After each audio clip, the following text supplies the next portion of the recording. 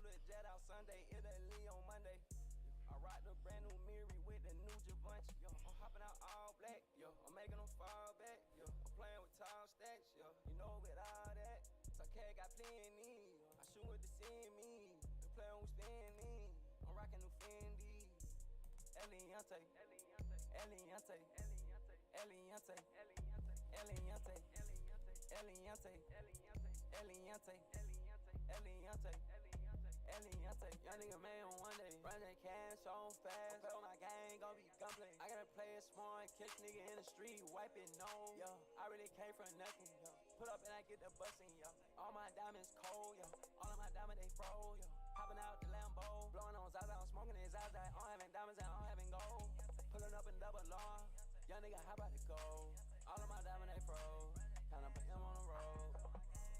Eliante, Eliante, Eliante, Eliante, Eliante, Eliante, Eliante, Eliante, Eliante,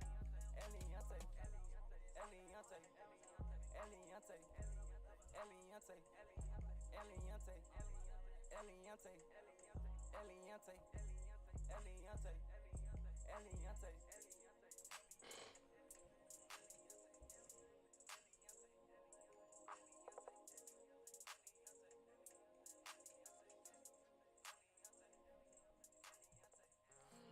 Soldier, ever feel lit?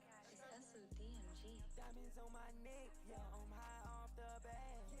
Running on that check, yeah, I got them niggas mad. Double R with Rose, Russian crystals in a bag. Yeah. Live my life like holiday, they celebrate. But get in the room, I ain't pee on free. Playing with the rollie, I got BBBB. Yeah. Oh, y'all. Fell in love with Ballmate and Givenchy. Fell in love with Hermes, I mean my Steve. I be so cold, but I got heat. Take that check, time travel to 3333. Riding around town, I got diamonds, Luigi. 5K diamonds on my neck, they platinum and freezing. Jumped out that jet out of space for the weekend. 1 bill times 2 trillion, oh, it's a tragedy. Smoking on Zaza, I'm in another galaxy. On another planet, in another dimension. On another planet, in another dimension. Crashed on a planet like an asteroid. All of my diamonds they new. My diamonds they came out the moon. My diamonds they punch like Rocky. My diamonds they coming so icy. Yo, I'm kicking that door like hibachi.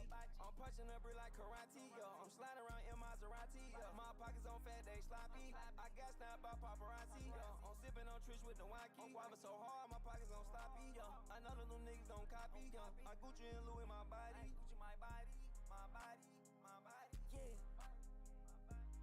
Diamonds on my neck, yeah, I'm high off the bag. Running on that check, yeah, I got them niggas mad. Double R with Rose, Russian crystals in a bag. Time travel, take that jet, go 333. Yeah, live my life like holiday, they celebrate me. But guess in the emerald, I ain't pee on free. Playing with the rollie, I got BBBB. Take that jet, time travel to 3. Oh, y'all. Fell in love with Ballmate and Givenchy. Fell in love with Hermes, I mean my Steve. I be so cold, but I got heat.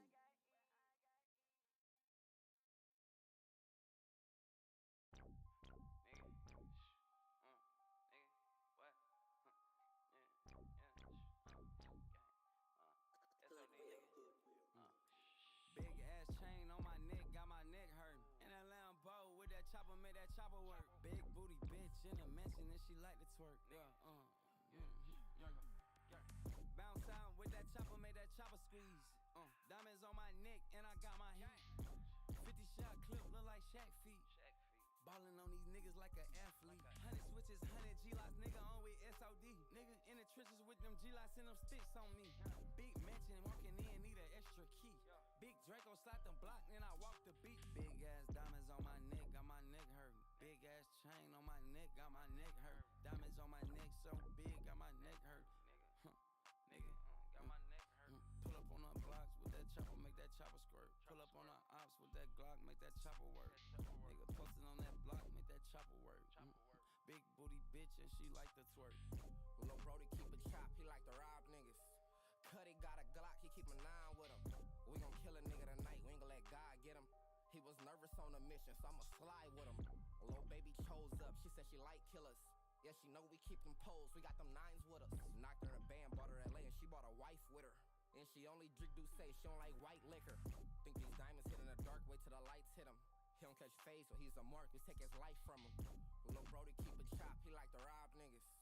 Cuddy got a Glock, he keep a 9 with him. We gon' kill a nigga tonight, we ain't gon' let God get him. He was nervous on the mission, so I'ma slide with him. Lil' baby chose up, she said she like killers. Yeah, she know we keep them poles, we got them 9s with us. Big ass diamonds on my neck, got my neck hurt. Big ass chain on my neck, got my neck hurt. Diamonds on my neck so big, got my neck hurt. Nigga, got my neck hurt. Pull up on the blocks with that chopper, make that chopper squirt. Pull up on the ops with that Glock, make that chopper work. Nigga posted on that block, make that chopper work. Big booty bitch and she like to twerk.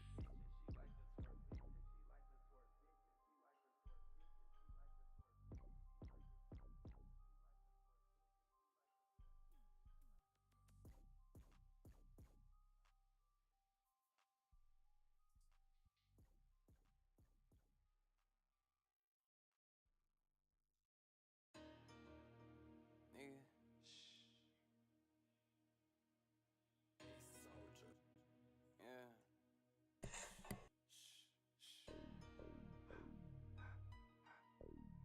Gang shit, sauce nigga. Stacks on that nigga. SOD shit nigga.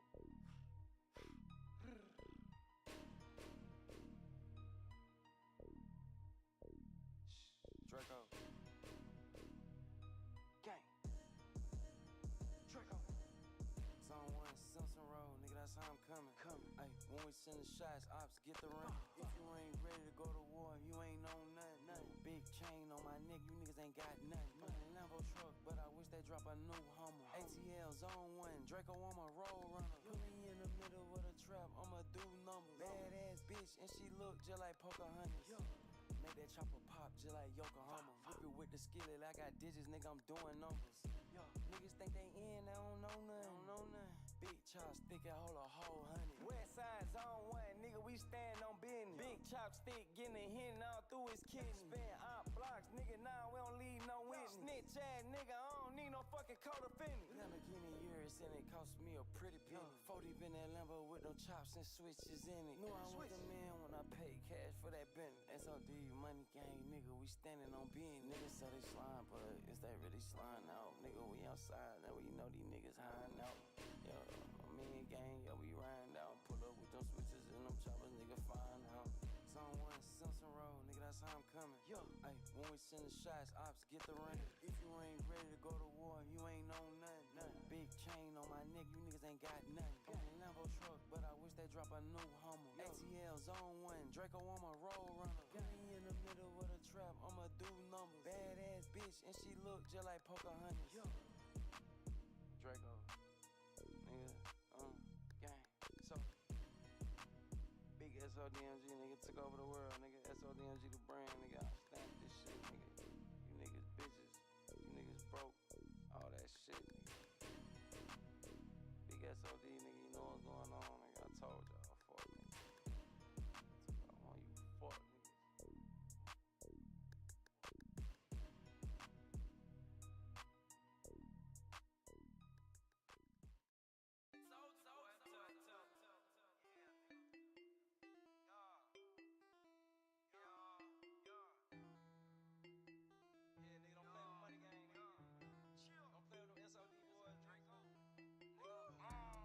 Zone 1 nigga, I'm running the block. Young nigga equipped with that Glock. I don't wish jail on none of my ops. Free the little boy, so we can pop. Young nigga pull up in a 25 drop. Young nigga pull up, scrap like Robocop. Young nigga get this drop, pull up and body drop. Young nigga pull up and spin your block. Inside, we let that pistol pop. Draco mountain, I'm sending it to tippy top. Young nigga come to my truck, getting re-rocked. High power, had me locked down, 3,000 blocks. Had me locked down with no bill. One day when I came out of cell. Had me locked down, I was reading my mail. Plugging me work, cut a pack on sale. Young Draco, I ran on my clients. One day I fucked up the digits scale. Zone 1, Sim said, ran digits left. We make it rain with choppers anywhere. You talk about that county, ain't been in there. Bust down my road, it look like a chandelier. you gon' disappear? Whacking little nigga, let's get this shit crystal clear. Yeah, zone one nigga, I'm running the block. Young nigga equipped with that Glock. I don't wish jail on none of my ops. Free the little boy, so we can pop. Young nigga pull up in a 25 drop. Young nigga pull up, scroll like Robocop. Young nigga get this drop, pull up and body drop. Young nigga pull up and spin your block. You try this shit, boy, you gon' lose. Young nigga 15, squared out with that too. Young nigga pull up, he gon' shoot. Mind your business, what you nigga better do. Young nigga pull up, scrap hot that Bentley coupe. Glock with that switch, boy, I show what that chopper do. You play with the gang, then I'm dropping. You spin around with that Glock, know that I'm popping. You trap out my condo, got past it to double. 360 that brick, put that pack in the inner. From rapper to make $1 million off an interview. Play with the gang, then you know that we spinning through. I pack in a blunt, Zaza roll it, nigga, we get rid of you. VIP on the couch, bad, boy, I ain't feeling you. 100K for the back end, when young Draco and them killers pulling through. I put ice all in my teeth for my ear, my watch, nigga, on my wrist too. If I come inside the trap house, I would a pound, nigga, in a brick. I got ice all on me like a igloo. I'm the shit, and my bitch the shit too. That ain't shit, boy, that's on my wrist too. We gon' clap shit, not that pistol. We gon' push up by that issue. I done took off on these niggas like missiles. I'm having shooters on roof, they can't miss you. 762 bullets, they gon' hit you. Money gang fed, nigga, I'm official. Young Draco, I got this shit out the gristle. Yeah, zone one nigga, I'm running the block. Young nigga equipped with that Glock. I don't wish jail on none of my ops. Free the little boy, so we can pop. Young nigga pull up in a 25 drop. Young nigga pull up, scroll like Robocop. Young nigga get this drop, pull up and body drop. Young nigga pull up and spin your block.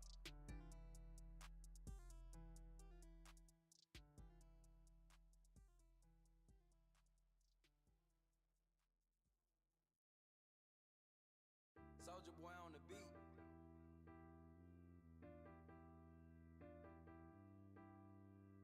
Draco. Hey. Draco.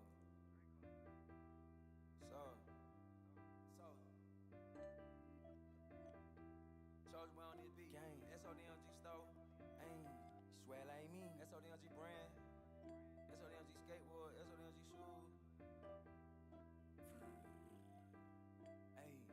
Swear like me, swear like me, swear like me, swear like me, swear like me, swear like me, swear like me, swear like me, swear like me, swear like me, swear like me, ayy, ayy, swear like me, yeah, swear like me, ayy, do that damn like me, do that damn like me, do that damn like me, do that damn like me, do that damn like me, do that damn like me, do that damn like me, do that dance like me, do it. Like me, backwood, roll it, bad bitch, light it, throw it. I put ice in my roll it, yo. Bust it down in Miami on the yacht, you know it. Call my jeweler, ice, know it. Everything coming frozen, yo. Two-tone that bust down the Cartier, sipping on lean and give me the two-face. Rockin' that Gucci with Fendi, designer drip with the Gucci link. I'm out in Paris, now I'm out in South Beach. Go yard with the rest, having plenty. Designer drip with new Balenci. I told the boy just sweat like me. Swag, the bag get it fast, the bag coming fast. I'm blowing on exotic gas, the Bugatti came with the new paper tag. I pull up with stick and I'm dripping, I pull up with diamonds so icy.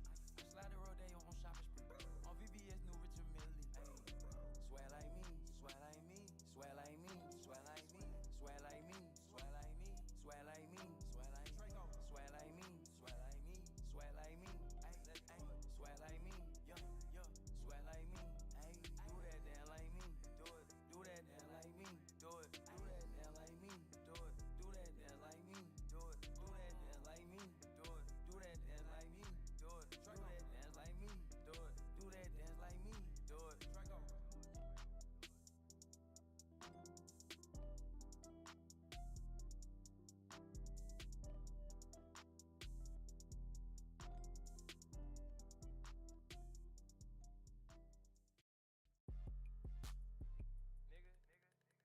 Draco. Hey.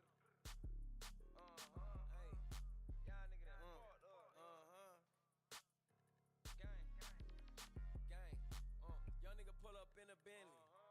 Word through the city, Draco got millions. 2024 Ferrari truck, nigga on worth some millions. Niggas capping in they tracks, copying all my swag, nigga. Count $1 million cash, nigga, on somewhere in the hood chillin'. Wish these niggas could see my face when I made that first million. Pull up on your block with that chopper and you get the peeling.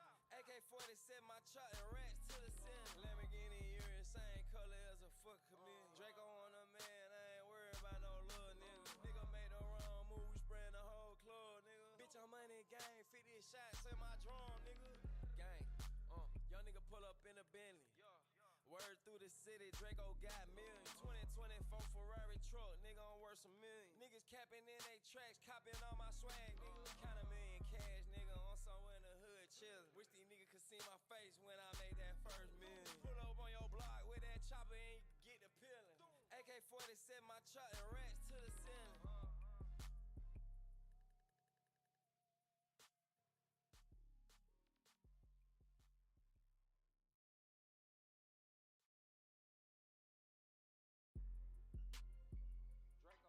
Nigga, Draco, gang, know what I'm saying? Big money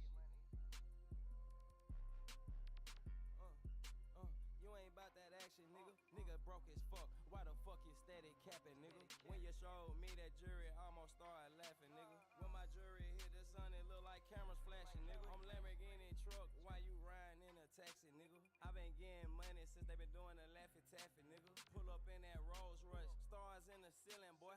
I just checked my bank account, I made another million, boy. Sliding on they block is ghost town, they is not outside. I been on that block with that Glock, ready to let it slide. Lil' bro in the backseat, ready to go commit a homicide. Shit off on that game to somebody, mama out here crying. How about get on feet? All you heard is fa. I just spent $350 on that rose, can't wait to go outside. Pistol popping, bodies dropping, every week y'all come outside. 187 Mac 11s, all I know is niggas dying. Sliding through they block with the skinny ties. Gotta watch what I'm saying, niggas out here wearing wires. I'ma be fresh as fuck if the feds watching my life. Off the E-way on the PJ, I'm somewhere off in the clouds. You ain't about that action, nigga. Nigga broke as fuck. Why the fuck you steady capping, nigga? When you showed me that jury, almost started laughing, nigga. When my jury hit the sun, it look like cameras flashing, nigga. Gang, Draco. I need no fuck. Stop playing with this shit.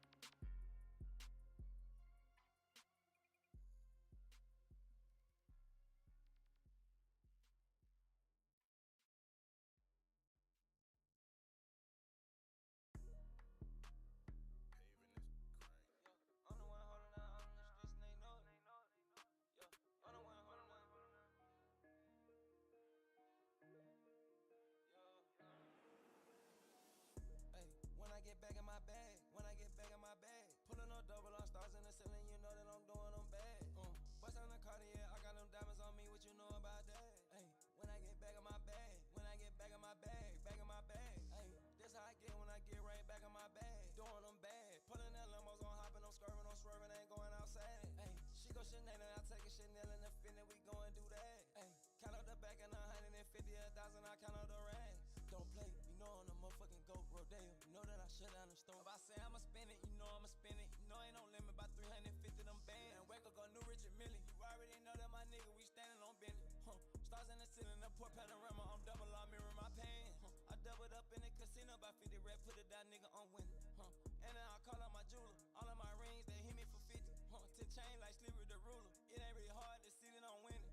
Young nigga ball like NBA and NFL and tennis. I'm eating my plate on steak. Young nigga can't even finish my sentence. I walked in the bank for the 50. I can't believe that they gave me a limit. Got M&M's in my bank account. How you can't give me no 50? They only gave me a 30. I slid to the other bank and got a 60. Ay, when I get back in my bag, pulling no double on stars in the ceiling, you know that I'm doing them bad. Bust on the Cartier, I got them diamonds on me, what you know about that? Ay, when I get back in my bag, ay, back in my bag.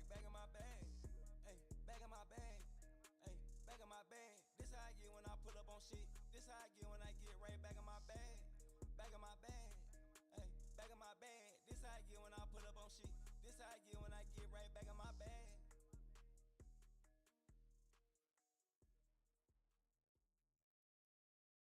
Soldier boy, tell him. Yeah, nigga. Nigga. Draco, nigga. Soldier. Yeah, nigga, we gon' pop VVS on my wrist, nigga, make my wrist lock up. Free all my real niggas that don't lock up. Everybody know Draco got his guap up. SODMG brand, nigga, this ain't no pop up. Everybody know Draco pull up and I'm poppin' stuff. Broke nigga, take him down, we gon' shoot shit. I pull up on a nigga block with that ruler clip. Everybody know Draco got them big racks. Pull up on a nigga with about 10 stacks. 50 some shots, I just chopper, make him get back. Who is you, nigga? I ain't heard of none of that. Turn down on the game, put a nigga on a shit bag. I be in a Lambo coupe, I'm knowing they mad. 6'4" Chevy Impala, the antique tag. Brand new Tesla Cybertruck, I'm doing the day. I just jumped up out the stage, I'm counting the bag. I just popped up out the cut, the chopper gon' blast. Nigga broke, it's the fuck, ain't going outside. I just pull up Billy truck, 200 in cash. Watch me do my dance, watch me do my dance, watch me do my dance, watch me do my dance, watch me do my dance, watch me do my dance, watch me do my dance, watch me do my dance. 100 racks in a casino, big Draco, bossed up like Debo. Make the wrong move, I'm gon' shoot like a free throw. He know, she know, we know, Draco, 100 shots, whip, K-Roll, all I know it, stack up the bankroll, bad head bitch, make it clap for Draco, 100 some shots, they gon' shoot when I say so, yeah, watch me do my dance, watch me do my dance, watch me do my dance, watch me do my dance, watch me do my dance, watch me do my dance, watch me do my dance, watch me do my dance, Draco, nigga, SODMG.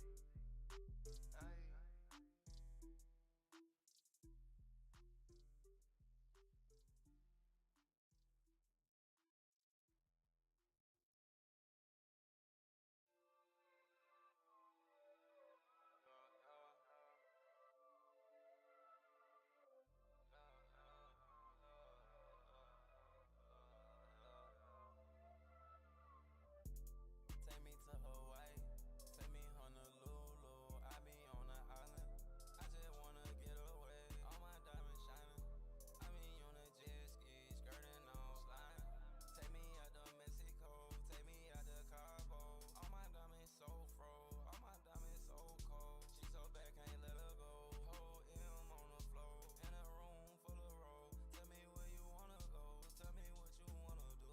Girl, I'm so into you, nah, I can't cap on you. Pull up in a Billy cool, girl, I'm bout to slide on you. Ayy, I don't know what you heard, I got feelings too.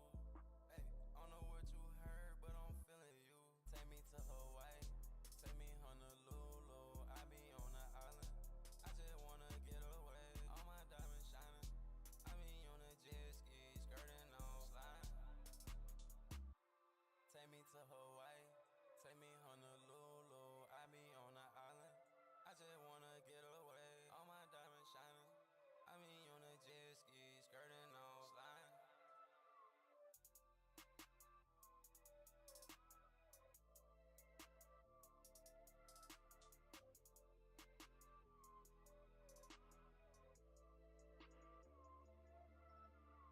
Soldier boy, tell him. Yo.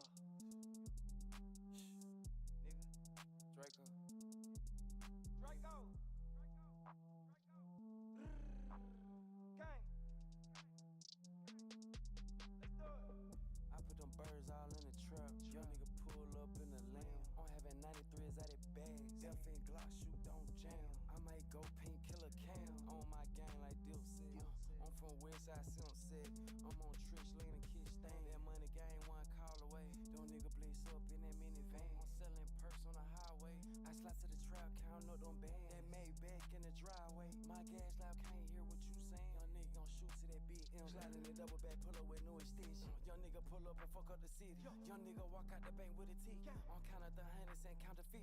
On 1 million count with that scrap with me. On SOD gang, yeah, we run the city. And all of my gang had to keep rich. On stats on that money gang, CEO bitch. Draco on the one who running this shit. I put them birds all in the trap. Young nigga pull up in the lamb. I'm having 93s out of bags. F and Glock shoot, don't jam. I might go pink, killer cam. On my gang like Dipset. I'm from Westside, Sunset. I'm on Trish Lane and Kiss Stain. I call it the junkie, he test the dope. The chopper, it came with a telescope. Bust out my VVS diamond with Cuban rope. Standing there, try hit the pot with the elbow. Play with the gang, nigga, know you gon' die slow. My VVS rollie is coming cold. Big stupid matching, looking like Home Alone. Stupid dark drink, all of my styrofoam. Yo, I take the PJ out the Winnipeg. Lamborghini coupe, cost an arm and leg. Yo, 50K jet for my JPEG. 2025 Bugatti Digiday. Yo, I pull up, I got them niggas mad. Yo, me and the ops, we got a crash. Yo, made them birds take a bath. Big Draco ain't going outside. I put them birds all in the trap. Young nigga pull up in the lamb. I'm having 93s out of bags. F and Glock shoot, don't jam. I might go pink, killer cam. On my gang like Dipset. I'm from Westside Sunset. I'm on Trish Lane and Kiss Stand.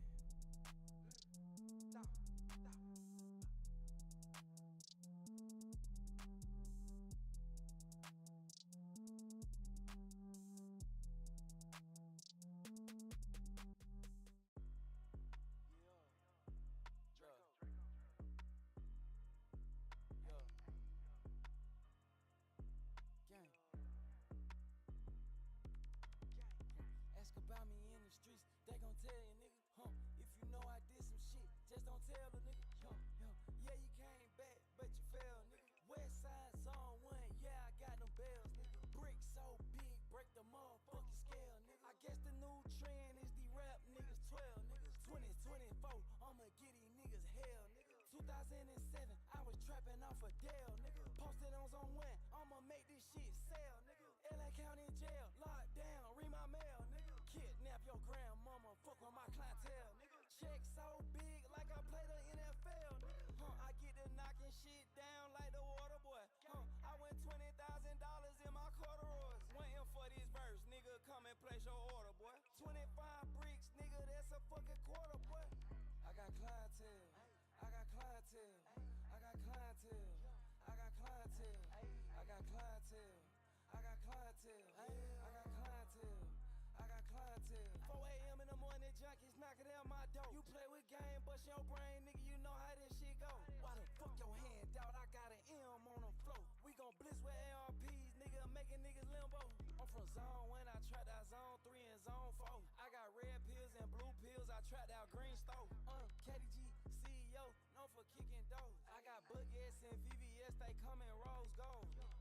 I got clientele, I got clientele, I got clientele, I got clientele, I got clientele, I got clientele, I got clientele, I got clientele.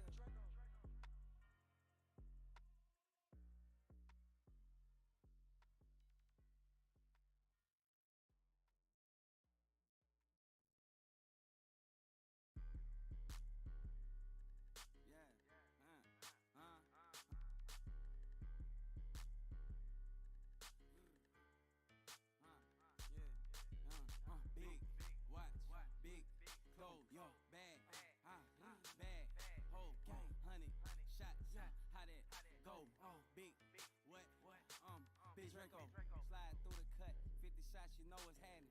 Niggas say they want that smoke, catch 'em out in traffic, 100,000 for the back end, I just had to grab it. Dick hanging all out my pants, she just had to grab it. Amiri got 100K in cash, that's why my pants sag. Jump up out the coupe in the Ferrari, they like, goddamn, he cash. Trapped out the Airbnb, now we back at the mansion. I fuck with Eliante, Ice Brothers, that's why my diamonds dancing. Big watch, big clothes, yo, bag, bag, whole gang, 100 shots, how that go? Big, what, Big Draco, 50 shots, unload, 100 shots, reload, bag, bitch, big dough, yo, 100 shots, Big Draco. Put that little shit up, nigga, you ain't get no money. You won't believe what I spent on the watch, it cost 200. And when my little bro come home from jail, he gon' act a donkey. I'm from the trenches of ATL, what I'm doing in California. All I know, I woke up this morning, see a lot of money. 100 shots for any nigga looking at me funny. I'm on the E-way speeding, highway bleeding, how we do it? I spent the easy 3A on my watch, I been ran through it. VVS, baguettes and necklace, oh, I fell in love with you. With princess cuts and princess stones, it really got my eyesight blurred. I dropped the top on IA, then I take out like Fast and the Furious. Nigga be going outside, cabinet rounds, man, you can't be serious. Big watch, big clothes, yo, bag, bag, whole gang, 100 shots, how that go? Big, what, Big Draco, 50 shots, unload, 100 shots, reload, bag, bitch, big dough, yo, 100 shots, Big Draco.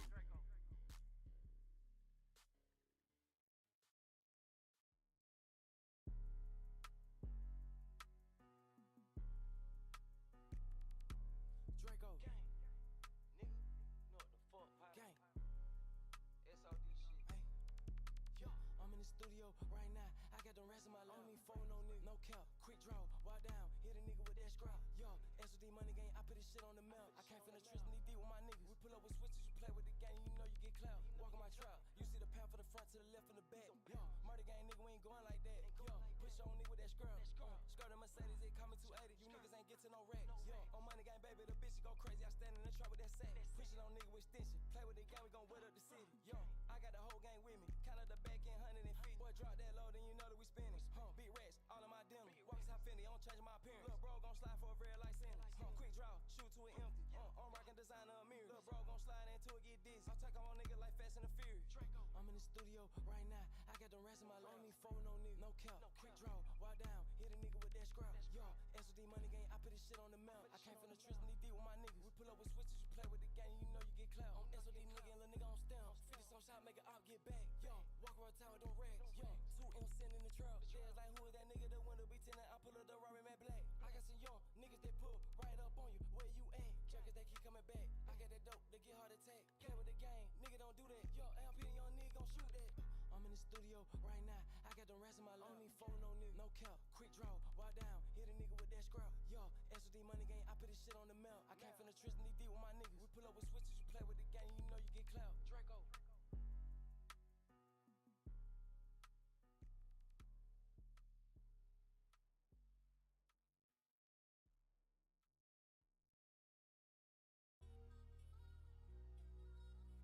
Yeah. You did. Outer space shit. Yeah. I'm in love with a bad bitch. I'm in love with a bad bitch. Yeah. I'm in love with a bad bitch. Yeah. I'm in love with a bad bitch. I'm in love with a bad bitch. I'm in love with a bad bitch. I'm in love with a bad bitch. Yeah. I'm in love with a bad bitch. Yeah. 50,000 for my left wrist. Yeah. Take the jet and we take a trip. Yeah. I be counting out big strips. Yeah. I be counting out poker chips. Australia with a Mary kicks. Denim hearts with my denim tears. Cartier look like chandeliers. Yeah. On my ice with a couple years. I'm in love with a bankroll. I'm in love with the pretty toes. I'm in love with the white toes. Pour a bottle of Casamigos. I'm in love with a bad bitch. I'm in love with a bad bitch. I'm in love with a bad bitch. I'm in love with a bad bitch. I'm in love with a bad bitch. I'm in love with a bad bitch. I'm in love with a bad bitch. I'm in love with a bad bitch. Yo, bad bitch love a rich nigga. Rich nigga count 10 figures. Rich nigga count 100 million. Yeah, drop your hair down in a Bentley. Yeah, I got racks stacked to the ceiling. Take the jet to Sicily, Italy. Spend some millions on brand new pavilions. Cash out on Chanel and Fendi. I'm in love. I'm in love. I'm in love. I'm in love. I'm in love.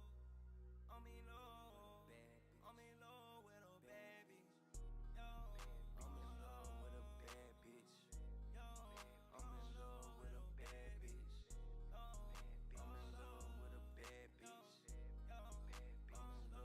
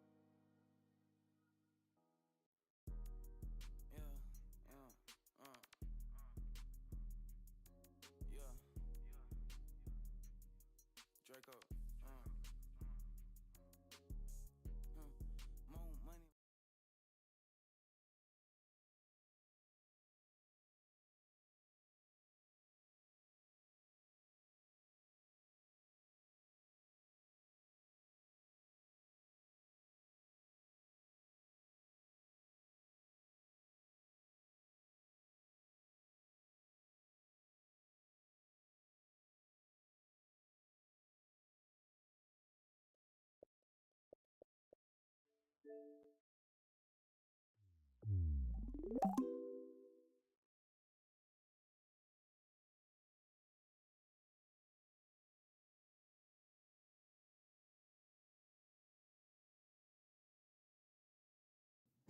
Okay?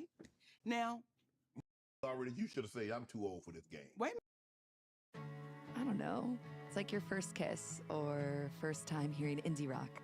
That was the Jetta for us. You know, our first car. Windows down, music blaring. Our first taste of freedom.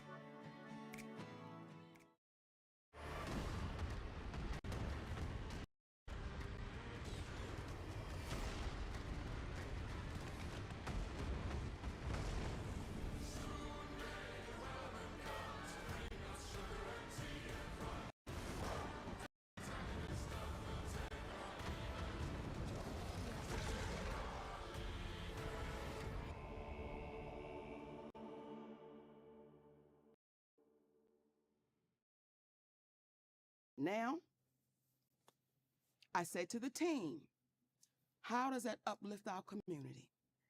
I said, sister, and her name is Jasmine, how could you ask another sister that? Well, we just planned. I said, tell me the joke in that, because I don't know what you're insinuating. Then you involve that have nothing to do with nothing. Like, what are y'all doing? So I said, I'm going to call my brother, DL. I'm going to call my brother. I call DL Hughley on the phone. I say, hey, baby, yeah. Huh? That's how he responds. Yeah. Did he know it was you? Yes, because they called him to let him know Monique's going to be. It was getting crazy. Right. I'm like, just let me get on the phone with my brother, right? Yeah. Hey, DL, yeah. I said, listen, I just got off the phone with your team, and they wanted to play this game, Would You Rather?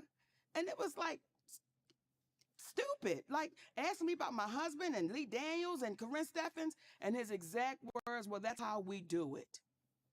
I said, DL, how does that uplift our community? And again, I don't know what y'all trying to insinuate, but brother, what you doing? Like I said, that's just how we do it. So it is what it is. Now, it got so ugly that my attorney had to send a cease and desist. So it never aired. So we have, like, when Cat Williams talk and people, truth tellers talk, we have receipts to everything we're saying. That's how that whole thing got started, okay? It's family. My husband is my family. Yeah. You babies that are really good with this internet, through the years, I've watched DL speak ill of me. Through the years. I never knew DL Hughley had a problem with me. But when Cat said they all a group, he forgot to put DL Hughley in the group. Mm-hmm. Through the years, I was bitter, dangerous with what I was doing, saying that it was inequality. My husband didn't know what he was doing. This went on through the years. I was unloved, all of these things. And I said to myself, I'ma see you. I'ma see you. I didn't go on nobody's show. I didn't say nothing to nobody, but I knew the time would come that I would see him. We were scheduled to do a show in Los Angeles. I was the headliner of that show. His name was on it, then his name came off. I didn't question it, but I knew I'ma see him, right? Eventually. Okay, now we have a show in Detroit. Contractually, I was the headliner. D.L. Hughley posted a memo. Now, when you signed your deal for the Ravens, did you sign a contract or a memorandum? I signed a contract. You see how you say that? Like anybody that knows good business, you sign. The memo is saying this is what I would like, right? But the contract is saying this is what it is. Okay? Yes. He put out a memo to our community, and that touched me a little different because I was saying, why would you lie to our babies? Because now they're thinking if they send somebody a memo, that's what they're supposed to get. Mm-hmm. Okay? I was contractually signed to go as the headliner. Right. I mean, you go last. D.L. Hughley didn't come into the building until 9:30. Now, contractually, I said I have to be on stage by 9:30 because if the show starts at 8, I refuse to keep an audience waiting. Right. That is disrespectful to the audience. Correct. When I went out on that stage, Shannon, I made sure everything I said, he heard me. Because now you're here and I'm going to say it to you. Mm-hmm. And I said some things on that stage. I said he was cowardly. And some folks said, how could you say that? How could you do that? And then I posted some things to say, this is what I meant. See, you came after my husband. And when you had a chance to fix it, when you had a chance to say, Mo, my bad, you know, we don't even get down like that. Right. You told me it is what it is. And until he's brave enough and courageous enough to say, this is what really happened, y'all. Y'all have never known me to be no shit starter. This ain't never known me to go over and kick a sandwich out of somebody's hand that's hungry. But what people do know is, if you kick me, damn if I ain't gonna kick you back. Right. Because that's fair play. Right. So there was one left out the pack. And when you have people that continually don't take accountability, that's why you see us in the state of affairs we're in. I'm a firm believer, Mo, that everybody don't play the same. And someone once told me, what is joke to you is death to someone else. What is joke? That's why we don't play with people's families. No. When we had the Monique show, the radio show, listen, you can't come on here and speak ill of no one because we don't play like that, because we know how this business works. Right. So when you allow that to happen, what do you think is going to come back your way? What do you think? And D.L. Hughley, please, no, brother, we still love you. Just take accountability for it, and we move forward. I remember reading something about the situation in Detroit. I didn't know the depth of the magnitude of it. I remember reading something about a memo about, I guess it's an addendum that was added on, but the contract is the contract. The contract is the contract. And what happens is, because of the messenger, it was easy to on. Mm-hmm. It was easy to pile on. And then when you have some of our black folk that go sit in front of a white man and speak ill of their people, I'm like, y'all, what are we doing? What are we doing? What are we doing? What are we coming to that we're going to sit in front of this white man? I can't even say his name. I refuse. Everybody know who he is. We sit in front of him and we just let this man say any and everything about us, and then we go right in with him. That to me is dangerous. Mm-hmm. And y'all babies that's good with this little computer, don't take my word. You can just go through the years of this cat just running his mouth. Mm-hmm. And it's like, stop doing that, because what are we saying to the babies coming behind us? We're going to continue this, but I want to get into where you're from, the DMV. Yeah. Do you realize, like Chappelle, Martin, Tommy Davidson, Earthquake, yourself, what's in the soil in the DMV that got you guys? I mean, you've done television, stand up. All these guys have done television and stand up and are great at it. When you look at like Chappelle walked away from it and said, nah, I want to do my own thing because I'm not going to let you guys hold me hostage. Yes. But Martin still does television. Tommy Davidson doesn't do as much television. Quake is not in television, but he has all his gigs going on. When you look at the success that a Chappelle, Martin, Earthquake is having, and you say, hold on, ain't none of them guys win no Oscar. Ain't none of them guys did what I did in on the movie set, and they're having the commercial sense that they're having. That should be Mo. If I was a white woman, do you know what my name would be? Wealthy. Melissa McCarthy. Oh my goodness. If I was a white woman, my name would be Melissa McCarthy. Same track record. 5-year sitcom and syndication. Same record. The opportunities are not the same. So when you have, and as you read all of those things off, and you say, wait a minute, Mo, none of them have this, none of them have that, we get judged by a different stick. We get judged by a different stick. And then when I had people judging me, I'm like, you judging me by your yardstick. You've not done what I've done. I say that humbly. You've not had the accomplishments that I had. Right. When I hear Brother D.L. Hughley say, with that Netflix special, I just accepted anything, whatever they gave me. These are not my words, they're his. Right. Well, that's how you do business. I'm not mad at you accepting anything. Right. Why are you mad at me saying I won't accept anything? Right. That's the difference. Mm-hmm. It's like people were judging me. Hearing people, Shannon, okay. I didn't know we had so many tender people. Yeah. I didn't know we had so many tender love.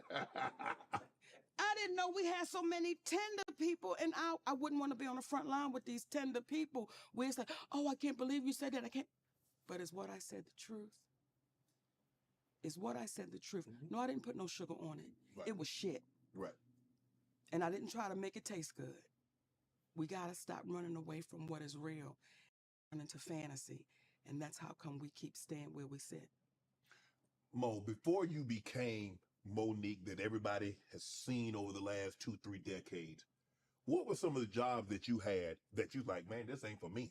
I mean, this is just a holdover. It's just a bridge. Every job I had, baby, it was special. Was it? Every job I had, baby. You were the best at it. Let me tell you something. I worked at the drive-thru in Popeyes.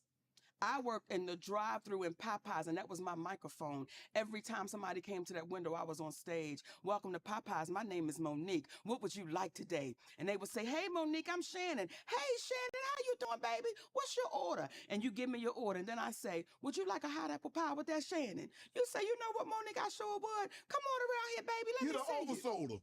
Listen here. Popeyes, where my damn money?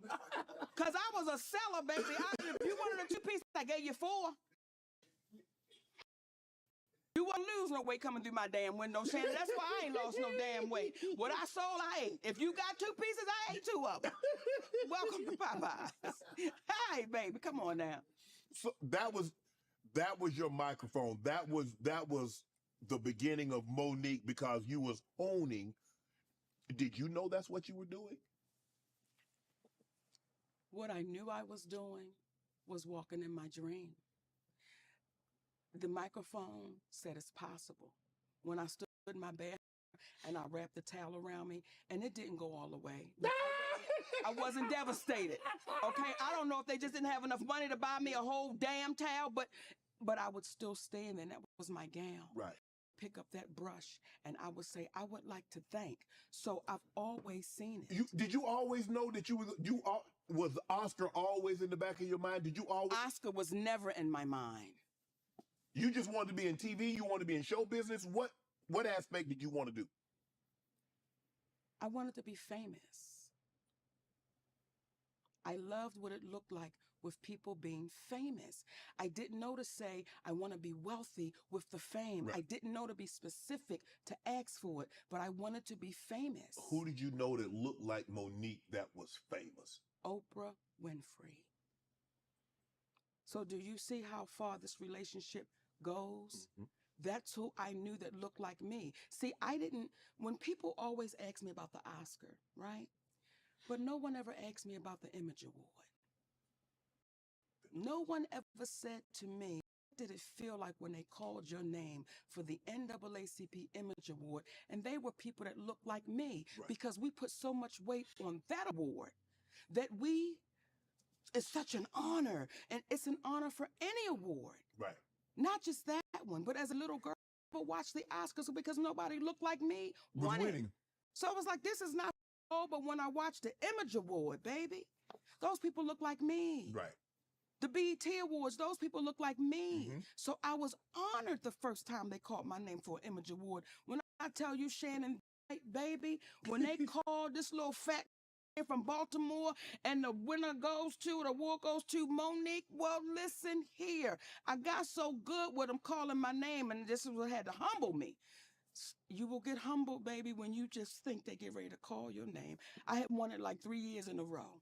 This the 4th year. Uh-oh. Call my name again, Jay.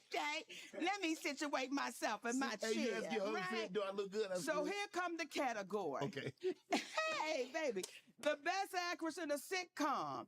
They named me, Tisha Campbell, and I cannot remember the other sisters, right? I know they get ready to say, and the award goes to Monique. So I got to, because I'm a big girl, you got to scoot up. Yeah. So you can be ready to push up, right? So I scoots up and get my gown together. And the winner is Tisha Campbell. I said, all right, girl, go on and get that. That humbled my ass and sat right back down. But it was never the Oscar for me, baby. Right. It was never the Oscar for me. So how did stand-up happen? Stand-up happened on a dare.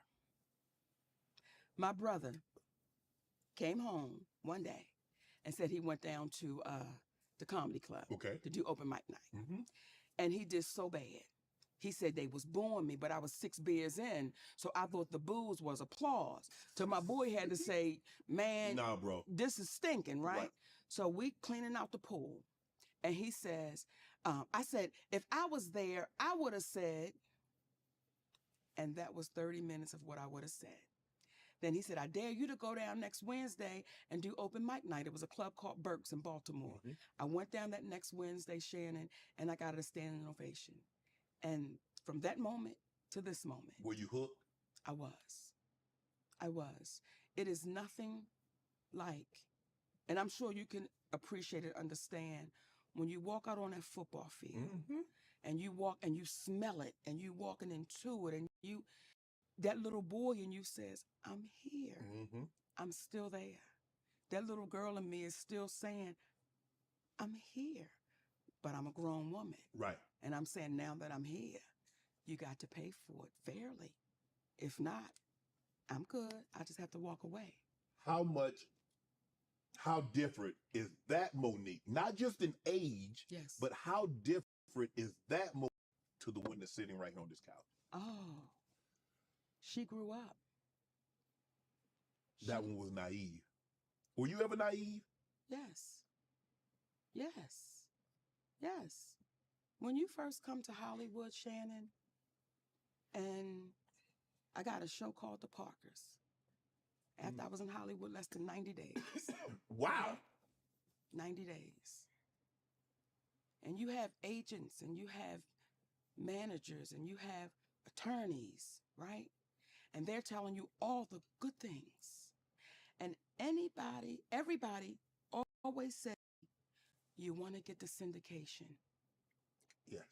You want to get the syndication. Once you get the syndication, you work because you want to work. Right. Right? So syndication is what, 5 years, 100 episodes? Syndication is 100 episodes, right? So that's new. I didn't know to ask to be an executive producer of my pitch. And nobody told me. I didn't know to ask for that. I didn't know to ask for, after the third year of being on a successful sitcom, that you could say, I now need a bonus. I didn't know to even negotiate that, and no one told me to negotiate that. They're definitely not going to tell you. All they kept saying is, when you get the syndication, when you get the syndication, when you get the syndication. Well, 3 years in, the Parkers was in syndication. Now, no one told me that. You learn it once you open your eyes, because now I'm going around the country doing promos. The Parkers is coming at 4 o'clock in your city. The Parkers will be on at 2:30 in Sacramento. Y'all make sure y'all watch the Parkers. It's coming on. I'm not knowing I'm promoting the show in syndication. No one told me that. All we're doing is saying, if we get to 5 years, we got to 5 years. 110 episodes. Me and a beautiful young lady named Countess Vaughn, who was my baby to this day. We had the Laverne and Shirley law. Yeah. Right? You're supposed to be equal. Yeah. Once we got to the 5 years, my attorney, yeah, and the agents said, oh, the Parkers made money. Y'all gonna get paid from the Parkers. It's made money. Okay. Years go by. By 2004, the Parkers, we went off the air in 2004, right? In 5 years, by 2009, the Parkers had made $800 million. You're like, oh, yeah. Stay money, with me. Money. Yeah. Hey, come on. Money. Hey, yeah. All right. Okay, because we're waiting to get this. Oh, it's coming. We get a call. We got to do an audit, and okay. And that was in 2009 that it made $800 million. Okay. We're now in 2024. And they're trying to convince Vaughn and I that show made no money. No. They're trying to convince us that a show that costs roughly $65 million to make. In our last year of shooting the part, Countess Vaughn and I made $55,000 a piece. That's it? How much were you making an episode? $55,000 an episode. Okay. Episodes did you shoot that last 5 years.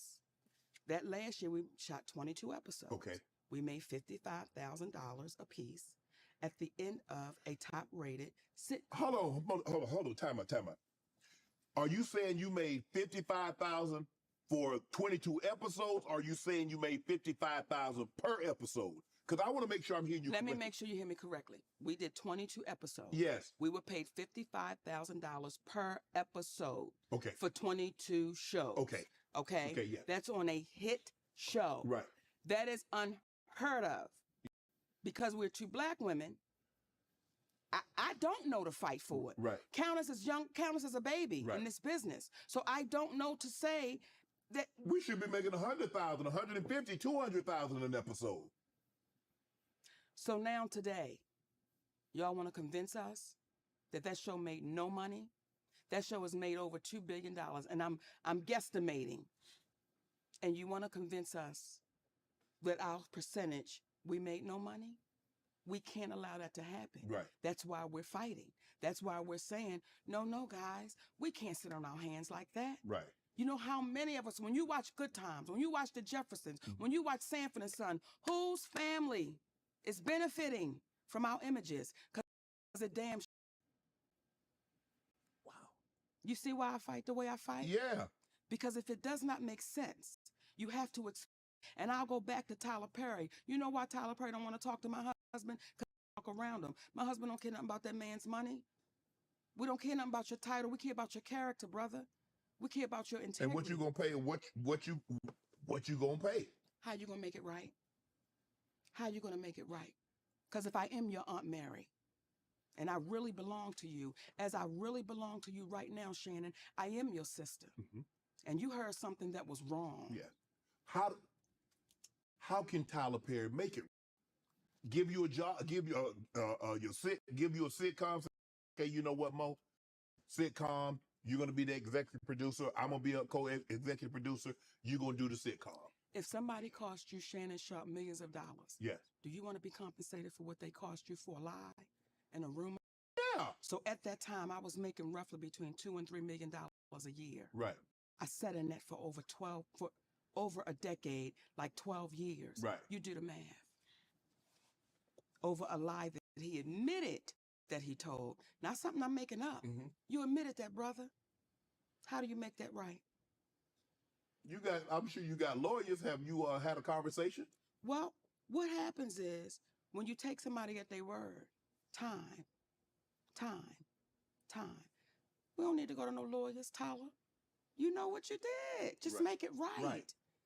And if he doesn't make it right, what will our community do? What will our community say? Because today it's me, tomorrow it's you. Then we've got to hold him accountable. What Cat say? You got to tell Tyler Perry, come on now. You got to do it, Shannon. You got to tell him. You got to tell it. Mo, obviously, when you do stand-up, you go to a lot of different cities, a lot of different clubs. Yes. It's a lot of different promoters.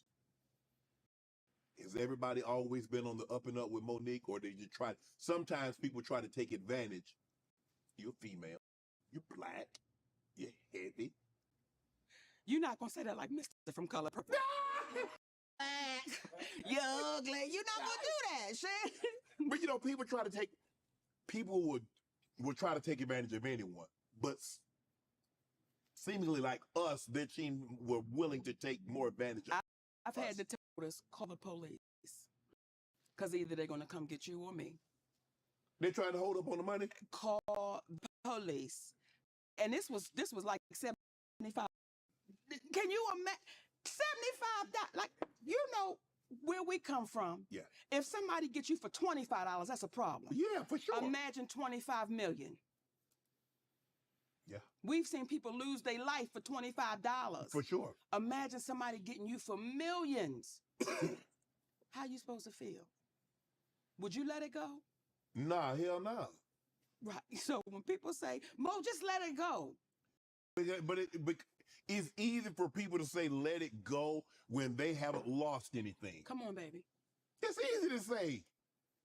Come on.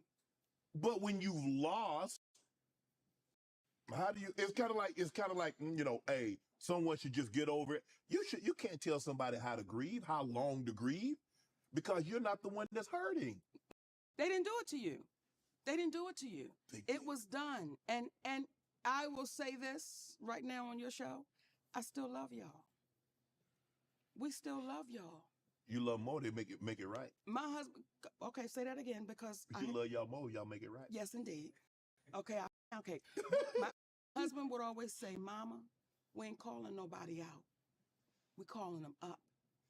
And if we continue to call us up on our doing or not right, we get better as a people. we get better. Do you know why things were able to happen like they happened on The Color Purple? Why you think?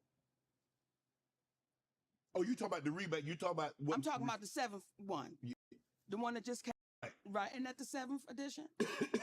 It's like the musical with Fantasia and Taraji, right? Right, Okay, yeah. right. That one with all our beautiful sisters. Yes. You know why they're able to treat us like they treat us? Or you handpicked and you audition. No, if you handpick, you don't audition. I want you to say that again, Shannon, because people don't understand how deep this goes. When I watched my sister, it was an honor to be handpicked. Right. Then why ever would you audition? Yeah. And the moment, in my opinion, the moment she auditioned, they knew we got them. We can treat them any kind of way we want to treat them. We can do them any kind of way. But why would you want to? Why? Just because you can, that doesn't mean you should. But they did. But they did. How do you handpick me and then mistreat me? Yes. And then I got to send a letter to you about the mistreatment that you gave me. That's why they're able to get away with it. That's why when I do interviews, oftentimes, or these conversations, people are too afraid to address it because they don't want to be caught up like, oh, I don't know. When you say, wait a minute, no, that's the truth. Right. I heard it. And I don't want my character to be on the line as I'm being a person sitting there asking people about their lives, right, and then not be able to stand in what I've heard. Right. That's why it made so much, it was important for us. It was important for us to get you that audio. I don't want you to yeah. And anything I've said on this couch right now, that don't take my word. Ask those people. Ask those people. Right. And see what happens. And then maybe after this come out, they're going to label me again. She's bitter. Yeah. You got 30, 40 million of my dollars. Yeah, I'm bitter. The average person going to be bitter. Okay, I just want to look in your camera. Okay? And here's the thing. Because I got a king at home, I'm not bitter. I'm not bitter. You just want what's right. We just determined. Right. Life is too good to be bitter, but we're determined for you to take accountability. Right. That's all. Game Time is the fast and easy way to buy tickets for all sports, music, comedy, and theater events near you. And right now, all users get $100 off when they buy Big Game Ticket with code VEGAS100. They're obsessed with finding ways to help you save money on tickets. Game Time has deal on tickets right up to the start of the event and even an hour after it starts. It's the place to help find last-minute seats, find exclusive flash deals, and sponsor deals on tickets for football, basketball, baseball, concert, comedy, theater. And the Game Time guarantee means you'll always find the best price. If you find the tickets in the same section and same row for less, Game Time will credit you up to 110% of the difference. Take the guesswork out of buying tickets with Game Time right now. Game Time users get $100 off Big Game Tickets with code VEGAS. Just download the Game Time app, use code VEGAS100 for $100 off Big Game Ticket. Or if you're not going to the game, use code SHAY for $20 off your first purchase. Download Game Time today. Last minute tickets, lowest price, guaranteed. When did Mo get a first big break in comedy? The Apollo Theater. So they stay out front. That had the jury. Mm-hmm. If she liked you, nobody liked you. Right. If she did not like you, nobody liked you. I saw that woman stand to her feet, baby. Good. I was good. There were so many moments. Were you nervous to go on Apollo? Because, if you better know about the Apollo. You're nervous every time. You still get nervous to go every time, baby. And not the nervous when you're scared. It's like, oh, I get to do it again. Yeah. Like when you go out to the field, it's like, oh, it's that. Mm-hmm. I still get that, yeah. Wow. I mean, to hear you speak and to see, like, how you're a very, very passionate person about everything. I love us. I love us. Like, when I say I love my people, Shannon. I love everybody. Right. But my people, I love us. So when I speak on things, it's not to drop shade, mess, or damn grown for that. I'm 56 and a grandmother. Who for that? But I say it because will it make us better? Right. Will it make us come to the table and say, you know what do we really leave for the babies that's coming behind us? That means something to me. When I talked about them damn bonnets, let me tell you something. Yeah, you said, hey, come on, can we, like, when we come out the house, can we not have the bonnets on? Can we not have the pajamas on? Can we not have the house shoes going in the whole damn Halloween costume? That's a Halloween costume that you wear on Halloween. And I am passionate about that because what is the representation that we're giving to the little girls that's walking behind you? What is the representation that we're giving to our black men that's walking beside us? What is the reputation that we're giving? And when they would say to me, oh, Monique, you don't know what they're going through. We always been going through something. Yes. We was going through something when we got off the damn boat. We've been going through something.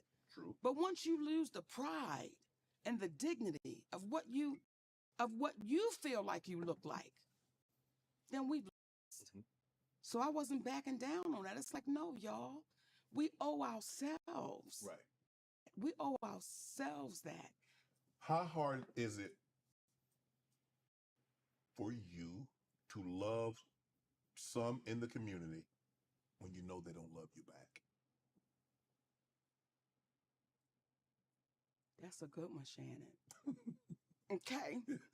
That's a good one, because sometimes I'll be in the bathroom having conversations with the ones that don't love me back, but I still love them because I just know they're misinformed. We've been conditioned in such a way in our community, each other up and spit each other out. Mm-hmm. We've been conditioned. Well, I don't like her, and I love my people. But why? Why do I love my people? No, I'm saying a lot of times, for me, Mo, is that I don't take someone's word about because you can only judge a person through personal experience. Yes. You don't know our audio guy. But to say, oh, Mo, I don't like him. And then for you to say, well, I don't like him either because Shannon didn't like him. You have no personal experience with him. So why would you dislike him? People want us to dislike somebody because they've had a negative experience with that said person. And we buy into it. We buy into it. Because this one don't like her. And then you say, why don't you like him? This is one thing my husband said to me one time. He said, Mama, there's not a person on the face of this earth that I dislike. I may dislike what they do, mm-hmm. but I don't dislike the person. And it took me a minute to understand it, because I'm like, I don't like their ass. I don't like what they did. I don't like their ass. I don't like their mama. I don't like none of them. But he said, no, there are things you've done that I dislike, but I don't dislike you. Right. And once we can get past that, we can grow to be better. Right. So what you're seeing right now, Shannon, is Mrs. Sidney Hicks, that my husband has set me down and had conversations with me and really taught me how to be a lady. Because people in this business know, if you me sideways, baby, you beat that boy over the head with that tray in the cafeteria, right? Mm-hmm. I will cuss your ass out in ways that they wish I beat, right? And he had to say, Mama, they won't hear you. Right. They don't hear you. Once you go there, so he's had to teach me how to really be a queen. Right. Really know my worth, really understand my value. And I'm grateful for that. And I used to say to my husband, I wish I could put you in a bottle and shake you up. Let Black women take a sip to know what it's like to truly be loved by a Black man that is a king. When I tell you, Shannon, it's a love that is unexplainable and unimaginable. That's why I can't be broken. I say that humbly. I can't be broken because I got a king at home. I got a king right there that when all this shit went crazy, that man took me by my hands and said, don't you know we good? And right now to this day, I believe him. And when you have that type of strength, it's hard to bend over. You can't. Right. You said that when you were at your lowest, he lifted you to your highest. You better know your homework, baby. I'm proud of you. We got toast on that one. You better know your damn homework. I said that when I was at my lowest, he loved me like I was at my best. Mm-hmm. And I was mentally ill because You're in this business. Everybody thinks you are the hero. Consideration can be thrown out the window. Patience can be thrown out the window. Because when you get home, you believe that I'm the breadwinner. And what I say is what goes. And this is what it is. And this is my third marriage, though my first. Because this is the first time I've known my place as a black man's wife. And there's a place. And we get so caught up in her. What you mean your place? What you mean? Without him saying it, his actions showed me that he was the leader of that household. Without him saying it, I knew I was dealing with a king. And he doesn't have to constantly remind you of it. He's never. When we first got together, I sat at the head of that table. Comfortably. There was never a conversation about it. Till one day I knew I was in the wrong place. Wow. And I moved to the side of the table. And he sat at the head.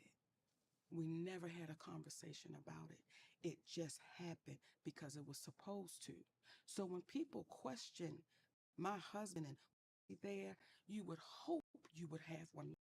I remember our beautiful sister Tiffany Haddish did an interview with GQ magazine. And this, in my humble opinion, is where we keep throwing each other under the bus. You're doing an interview with GQ magazine, and I'm assuming the journalist was a white person. And the conversation turned to Monique. And she said, well, I don't do business like Monique do business, and I'm glad I don't have that husband of hers. But she don't know your husband. And when I saw that, it's like, Tiffany, if you had a husband like mine, you may not have 2 DUIs. If you had a husband like mine, you may not be caught up in what looks like you could have been grooming a child. And I say all of that with no judgment. But when you speak about having a husband like mine, you open up the door. And I'm saying to you, if you had one like mine, you may not sit in these positions that you can't explain the next day. Right. Or it's a hard way to go. So once again... Well, she doesn't even have a husband, let alone like yours. Well, damn it now. You said it. I sipped on that, Shannon. That was a sip. That required a sip. You, Moesha, how did that come about? Moesha? Yeah. You had an audition for Moesha, right? No, sir. Hold on. No, sir. You didn't get on Moesha? I did. I say this not to be, but I never auditioned. What? I've never auditioned. They've called, I think I thought I was auditioning for a Burger King commercial, but what it really was the agency I was with at the time, just trying to blow smoke. Right. You know, making me think I'm doing something. Right. Audition, when I came to Hollywood, I told this guy named, I believe his name is Mark Unray, and I told AJ Johnson, and I told a sister named Kimberly Brooks. I said, I'm not auditioning. And they was like, okay, like your fat ass. You not auditioning? Okay, fat ass, we'll see. That's what they did. They laughed at that. I'm like, what you see is what you get. I am not going to, especially now. Especially now, why ever would I audition when I've got the highest award that you can get in business called acting? And why would I do that? Right. Because once I do that, I devalue me. If you can't look at my work and say, that's what we want, then no, thank you. Right. Like they'll send emails and they'll say, what's Monique availability? None of your business. I don't know you. So you're just going to send an email and want to know what's my availability. I'm offer only. I am offer only. So again, we got to be careful what we say yes to. What Sidney Poitier say? It's not how many times you say yes. It's how many times you say no. And the moment our baby auditioned, they got set up for no trailers. They got set up for no food. They got set up for no driver. Because now in their mind, they think you're desperate. Right. So when Oprah did the one on Taraji and she begins to run down her credits, the great Taraji P. Henson, then why ever would you allow the audition to happen? Why ever would you allow that? Why wouldn't you go to that studio and say, She doesn't have to. she doesn't have to, I handpicked them. So either our sister's not as powerful as we believe she Right. is, or either there's not the concern that she tries to make it look like it is. But you turn a couple of appearances on Moesha into the Parkers. This is how the Parkers happen. Normally you shoot a pilot, Correct. right? Yes. And the pilot, they decide whether or not they're going to do the show from the pilot, right? Yes. Okay. Countess Vaughn and I, when I go to a meeting with a guy named Larry Little at Big Ticket Television, and at the time my agent was a woman named Susie Unger. They're trying to sell a talk show. Yes. We have a meeting. He says, listen, I don't need her to do a talk show, but if she can act, she has her own show. My agent said, of course she can act. Well, she didn't know if I could act or not, but I said, damn it, of course. They brought Countess to that meeting. That was at 1 o'clock. By that evening, negotiating the deal for the Parkers. The way they introduced the character, because they always talked about Kim's mother, Right. they introduced Nikki Parker in an episode of Moesha, which was the pilot spinoff Right. to the Parkers. There was never an audition. There was never any of that. So now all of a sudden you got your own sitcom. Shut up. Come on now. You go home and you like, from Bmore, Maryland, from what I went through to this. Yes. Are you looking around like, mate, I knew this. I knew this day was gonna happen. Yes. Yes. Yes. And you know how you know something as a child? Mm-hmm. Like, did you know you were going to play professional Yeah, absolutely. football? I knew it, Shannon. I knew it. Like, I knew as a child, and I say this humbly, I knew the world would know my name. Like, I knew that. Once you in it, you be just like, I still can be in a supermarket and somebody say, Monique, is that you? And I still can because I'm like, I'm here. Right. I remember when I got my first parking lot at the Parkers. Mm-hmm. I didn't know I had a parking space. And they would send out to say, if you're here for the Parkers, park outside the gate. That's how naive I was. When you asked me, was I naive? Mm-hmm. So I would park outside the gate.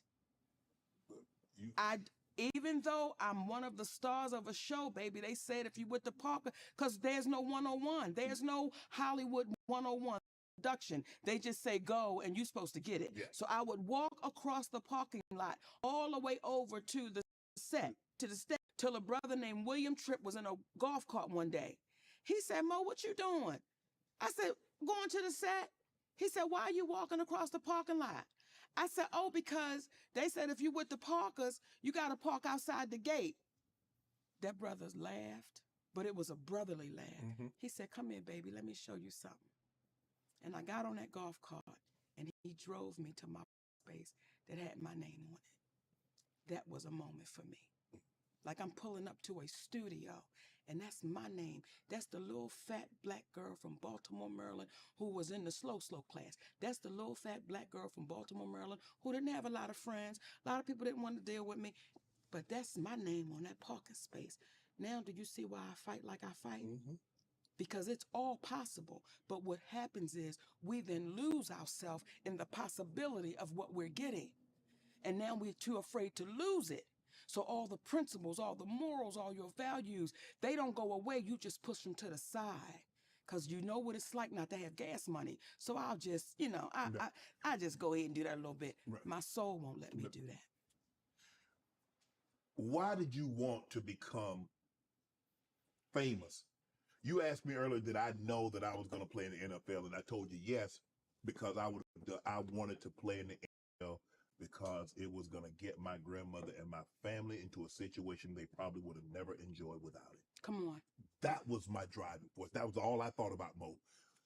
Given your family situation and what transpired, why did Mo want to be famous so bad? I'm a little fat black girl, baby. And ask another fat black girl. We fight for that attention because you wasn't the one picked on the playground to play kickball. Right. You wasn't the one picked for the spelling bee. You wasn't the one picked for this. You wasn't the one picked for that. So I was like, one day,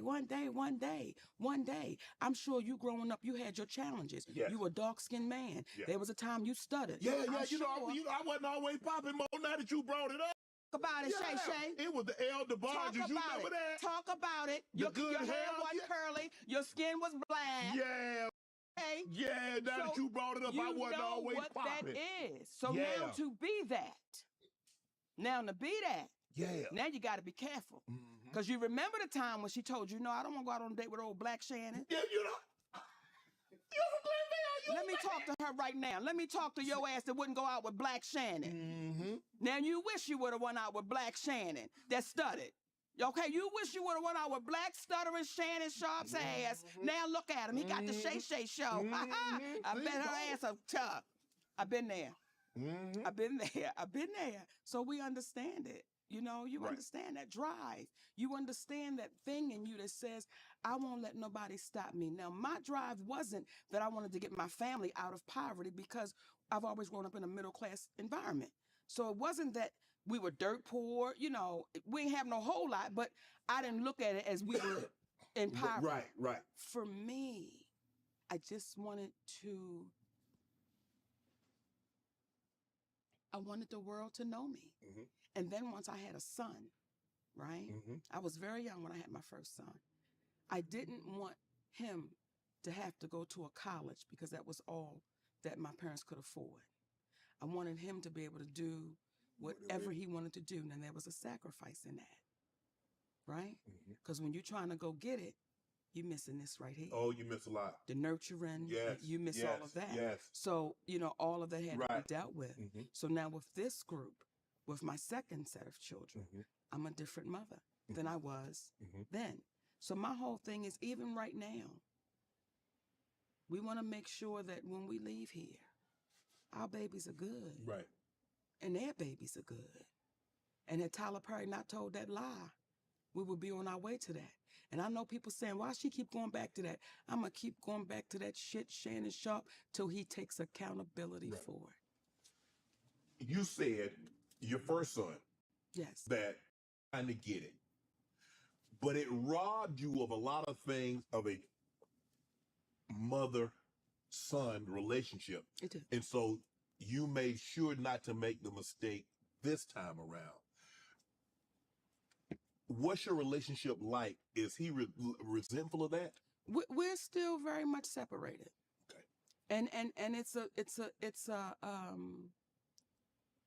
it's one of those things where you have to pray to the universe and say, let time do the healing. Mm-hmm. And that's it. Right. That's it. Let time do that healing.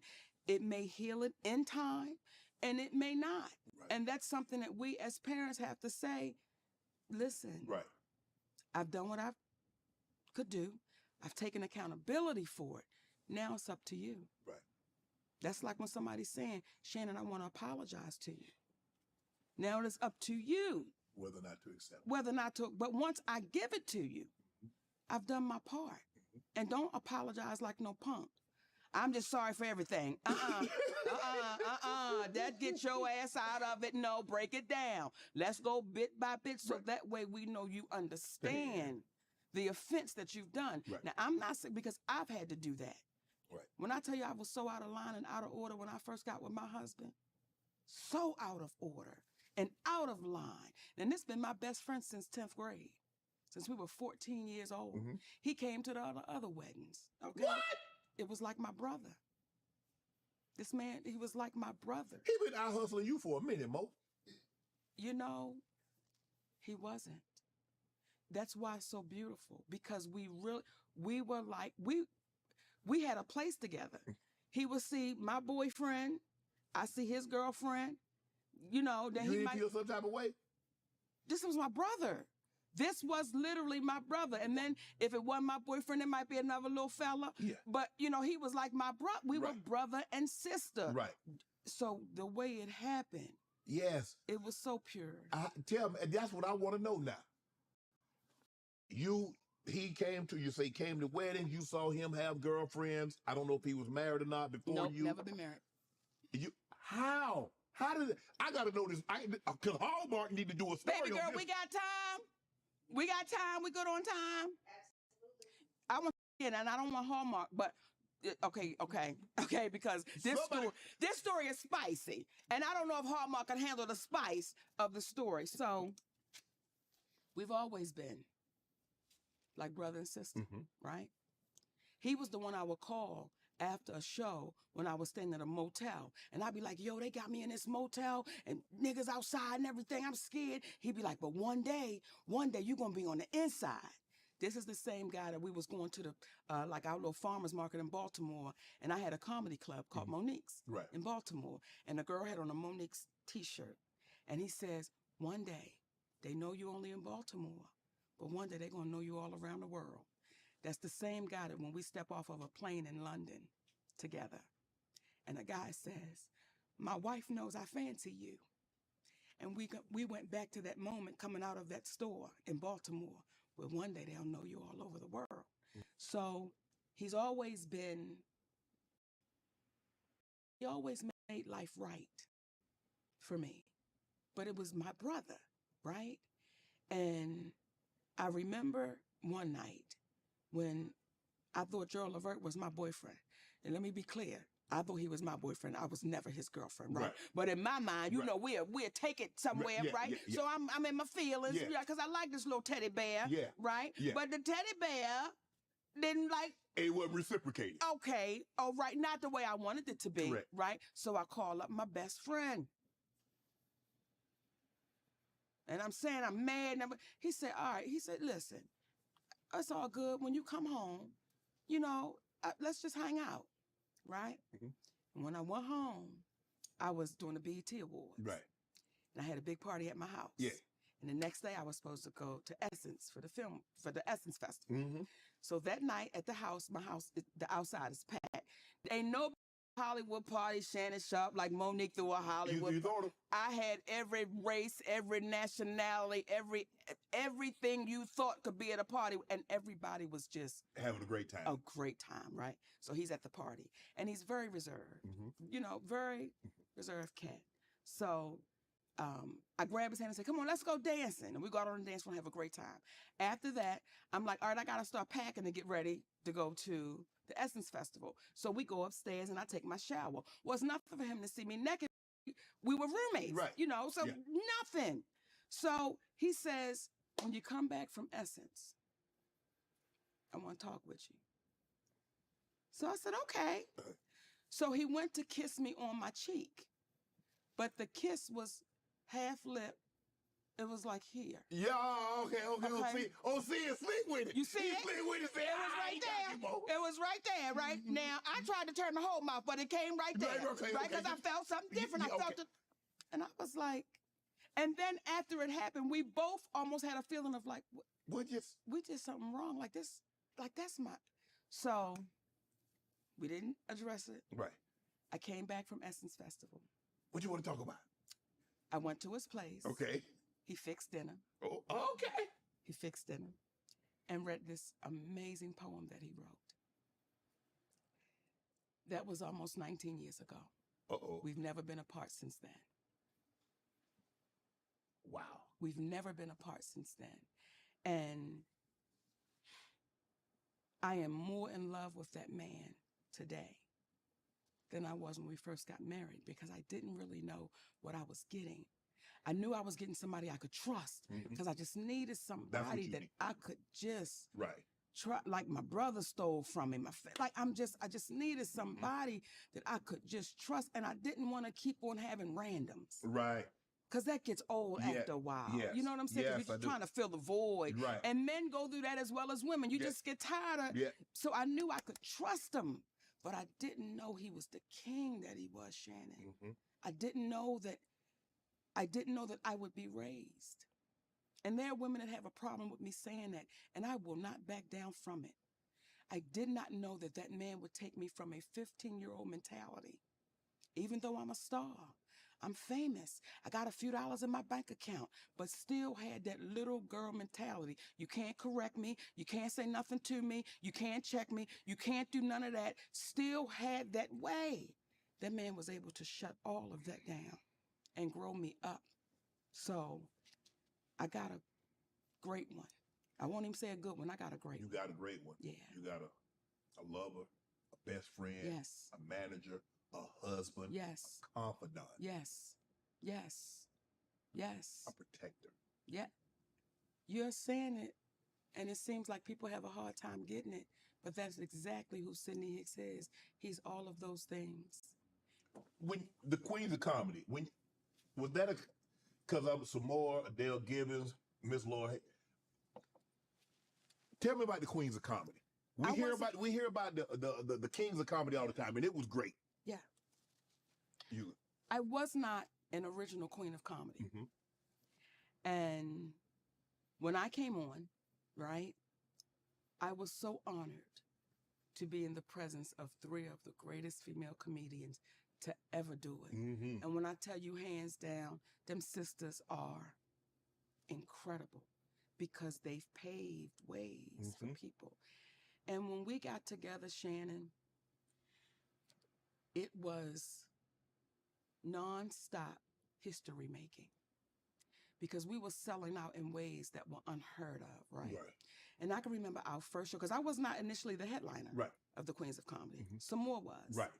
And I remember our first show, and this is why I appreciate her, because she knows a great show. Like, you have some comedians that feel like, you can't follow me. I tore the stage down and it's over and you can't. And I felt that way one time in my life, and that was with D.L. Hughley, right? But she was the headliner of the show. And we were in Atlanta. And it was one of those shows where the basket for me was this big. Like, I don't care what I said, it was just, right? Is one of the funniest. Yeah. It's just our energies are different. I'm liable to run across the stage. Just the energy is different. Right. And that night, the energy was just different. It was not that she was less funny. Just the energy was different. And this is why I love that sister. She walked off the stage that night after she closed the show. She walked by me and she said, "You headline from now on." And she kept walking. We never discussed it. We never discussed it. It takes, for me, it takes a person saying, "We want a great show." Right. We just want a great show. And that's what that was. Miss Laura taught me how to warm up food on a damn iron with a towel.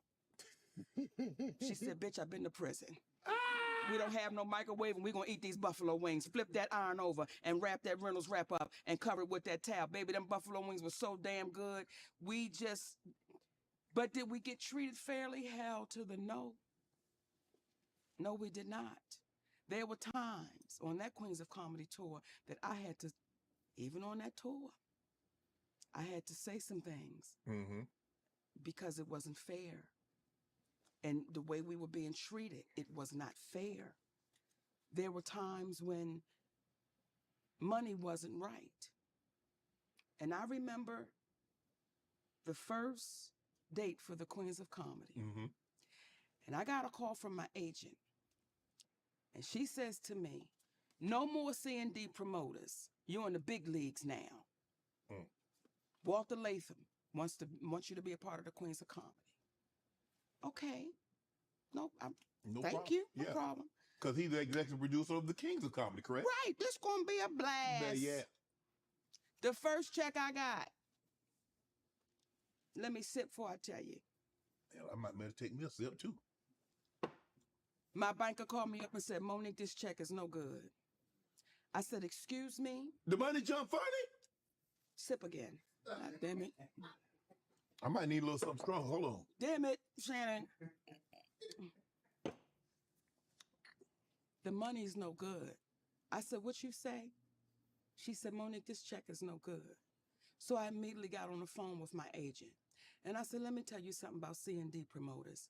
My money always good. Now I need you to get Walter Latham on the phone. Walter Latham, from here on out, I will only accept cash from you moving forward. You have 2 hours to get the money into my account. If not, take me off of the Queens of Comedy tour." He make it right? He made it right. You saw me on the tour, didn't you? Yeah. And then one night, this is why people could say that's a problem. If I tell you I'm going to pay you $50,000.25. What are you expecting? $50,025. So one night they tried to give me what was not all of it. I need all of it. I don't care if it's a bit. It's mine. Right. And until you get it, my throat hurts. So they had to go. I get sick on them, Shannon. Oh, you I feel a little. out of the weather? Well, I performed that night because they had to go get my money. Then they started selling shows off. So what that means is now you got different promoters coming in. We're women. We are women. Okay? Samore had an assistant and I had an assistant. And both of our assistants were not the kind of men that was going to fight. Right. Okay? They might scratch you, Right. but they weren't going to ball their fists up and do no guffing. Yeah. Okay? Yeah. So we're in a position now where we're trying to defend ourselves because now you walking up, I'm a promoter. Take pictures with my family. And we had no idea this was happening. Right. One night, we were on the Kings and Queens, Right. right? And oh, how Bernie Mac is missed. Oh, how he's missed because he was a real one, right? Okay.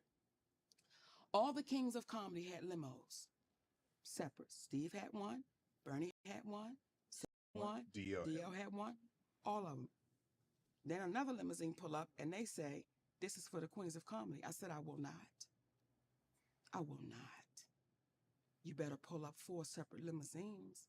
You're going to treat us the same way you treated them. We helped sell out 44,000 people.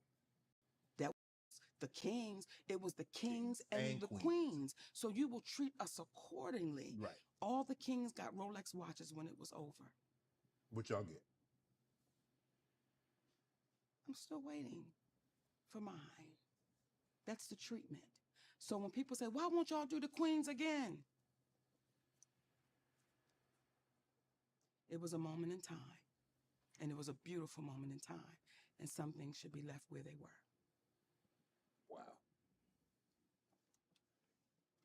This is what I want to get to. I want you to get to it.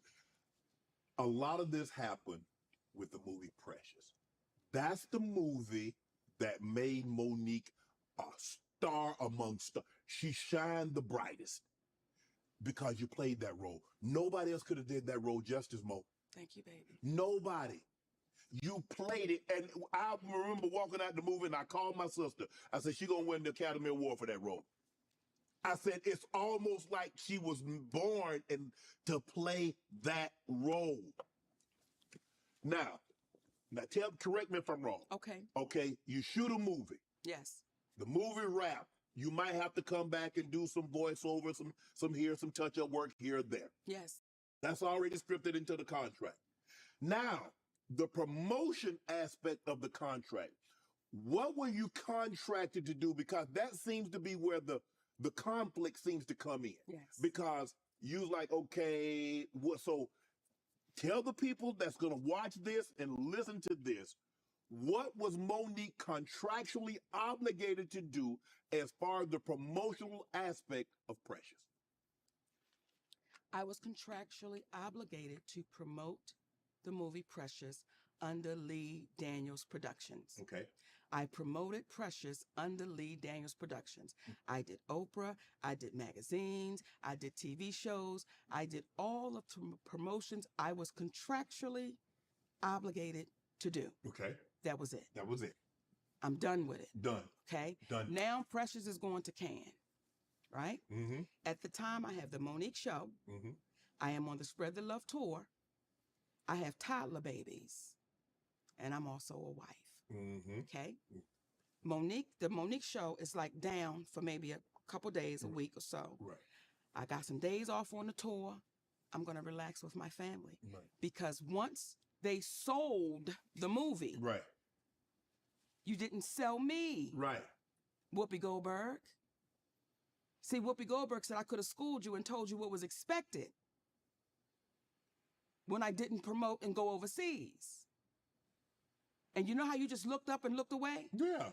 Whoopi Goldberg, what you were saying to me, I could have schooled you and told you, you go in that house and let them have their way with you. Right. And I'll be here when you come back. Mm-hmm. So after I'm done with my promotions, Lionsgate reaches out to my husband.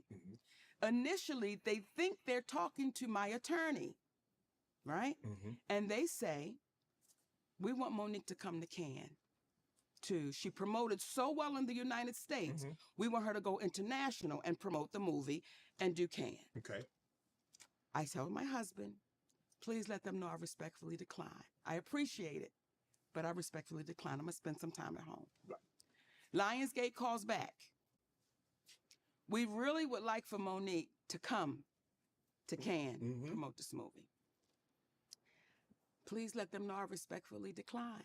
I'm going to spend time with my family. Lionsgate calls back and says, what is it going to take for us to get Monique to come to Cannes?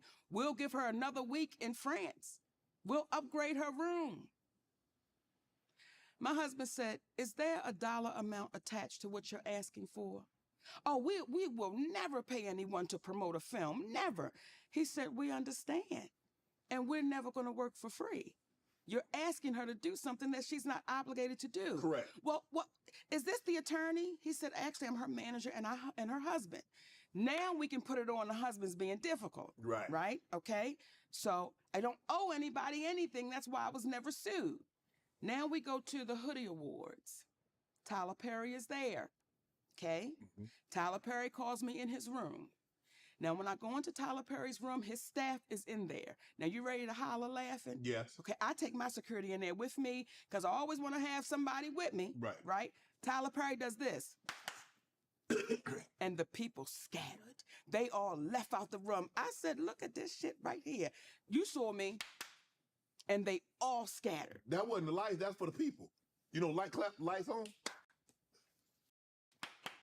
Lights off because they got their asses up out of there, Okay. So at the time, my security looked at me. I said, for Tyler Perry. You could. Touche.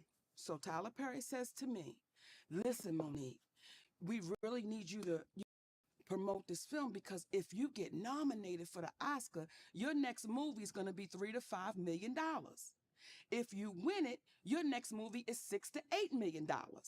I said, Tyler Perry, who you talking to? I'm a black woman. When they gonna pay that kind of money? I'm telling you, that's what it is. And if you just go and promote it, I said, listen, brother, you can pay me to promote it. Because at the time, now him and Oprah are producers on the film. Right. I said, you can pay me to do it. I don't care where the check come from, but y'all just gotta pay me to do it. He said, I'm not in the habit of giving out money for free. I said, and I'm not in the habit of working for free. But you gave T.D. Jakes a check for $1 million, but that's another story, and I'm back. So when he then says that, it's like, listen, we both mutually agree. You don't give out free money, I don't work for free. Service. We hugged, Shannon.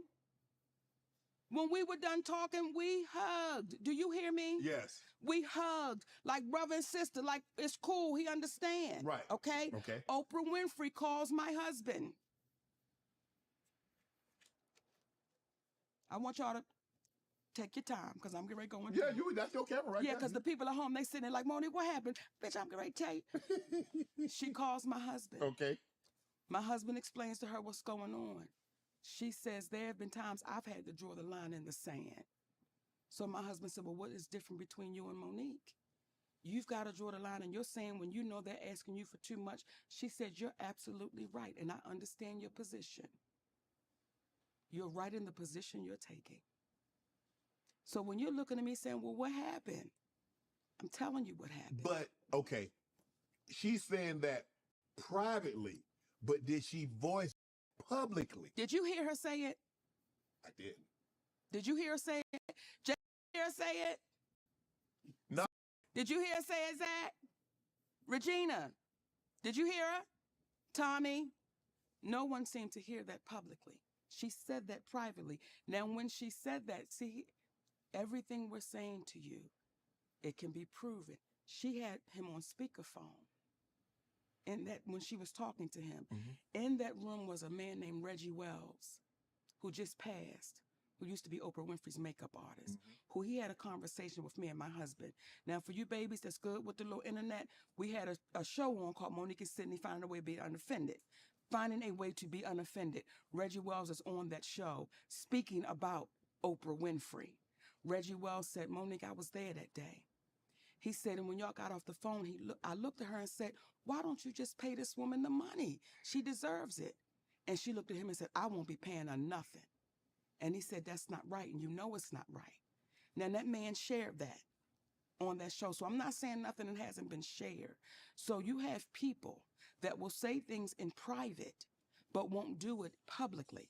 I'm the person that I will say it in private and I'm going to say it publicly because that's the only way to make it right. But you don't need somebody to talk good to your face. You need somebody to talk good behind your back.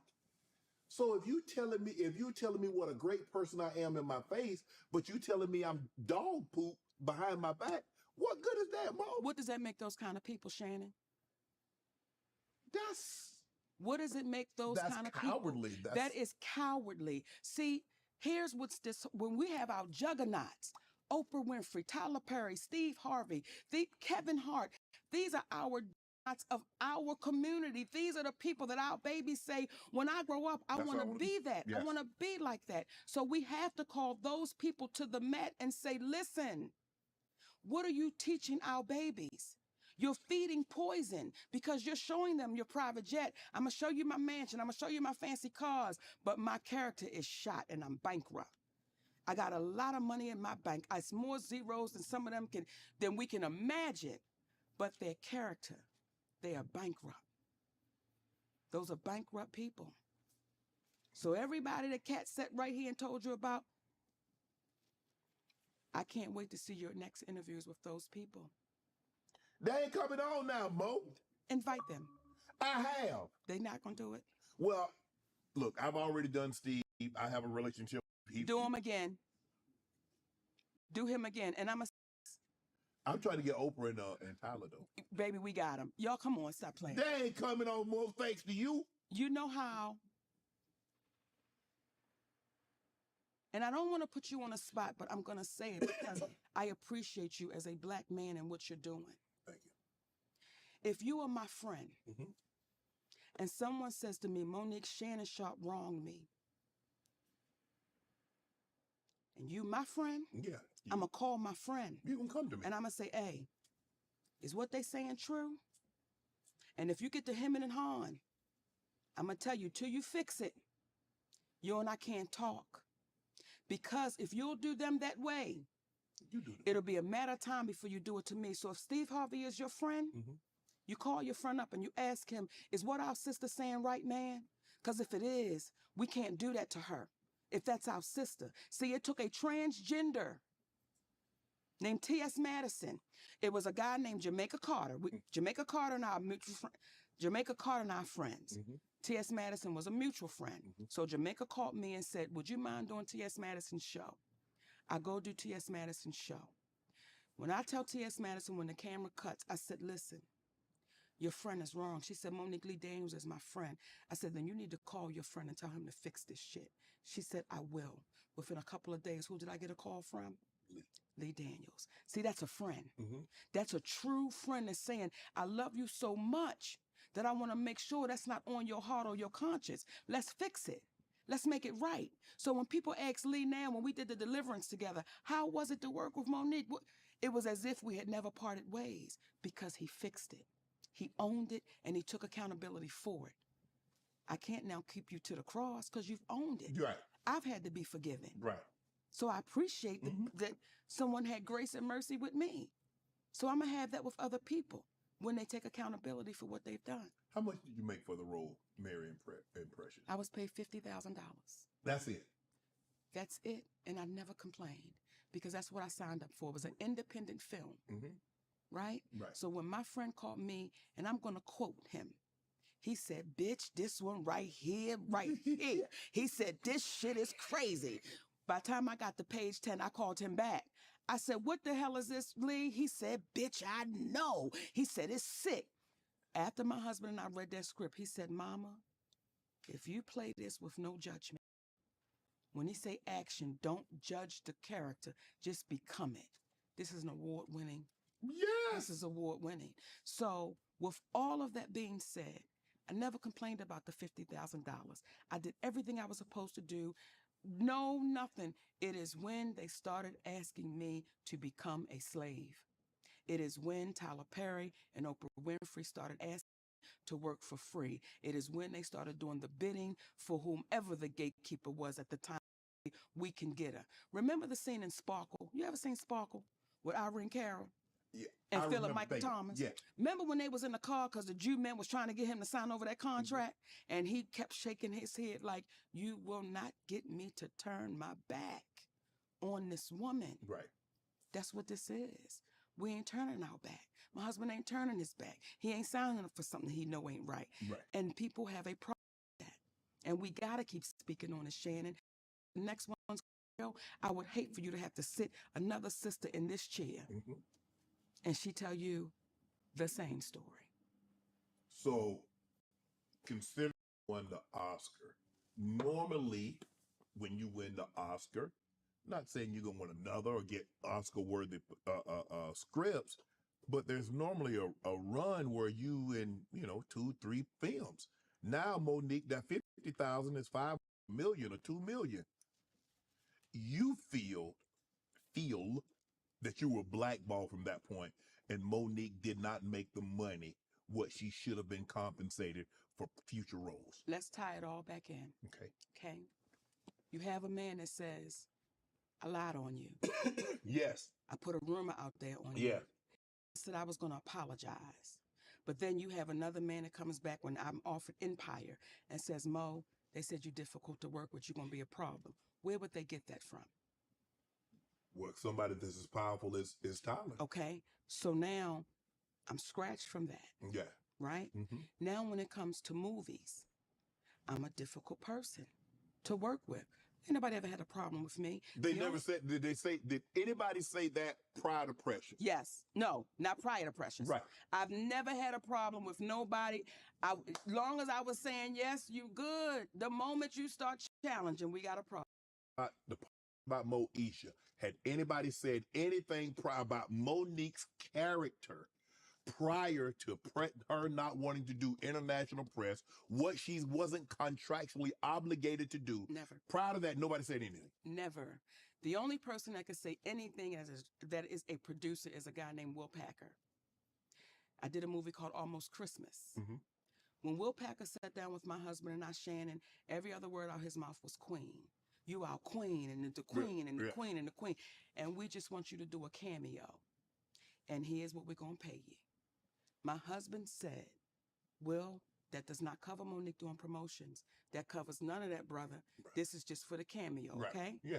The director was David Talbot.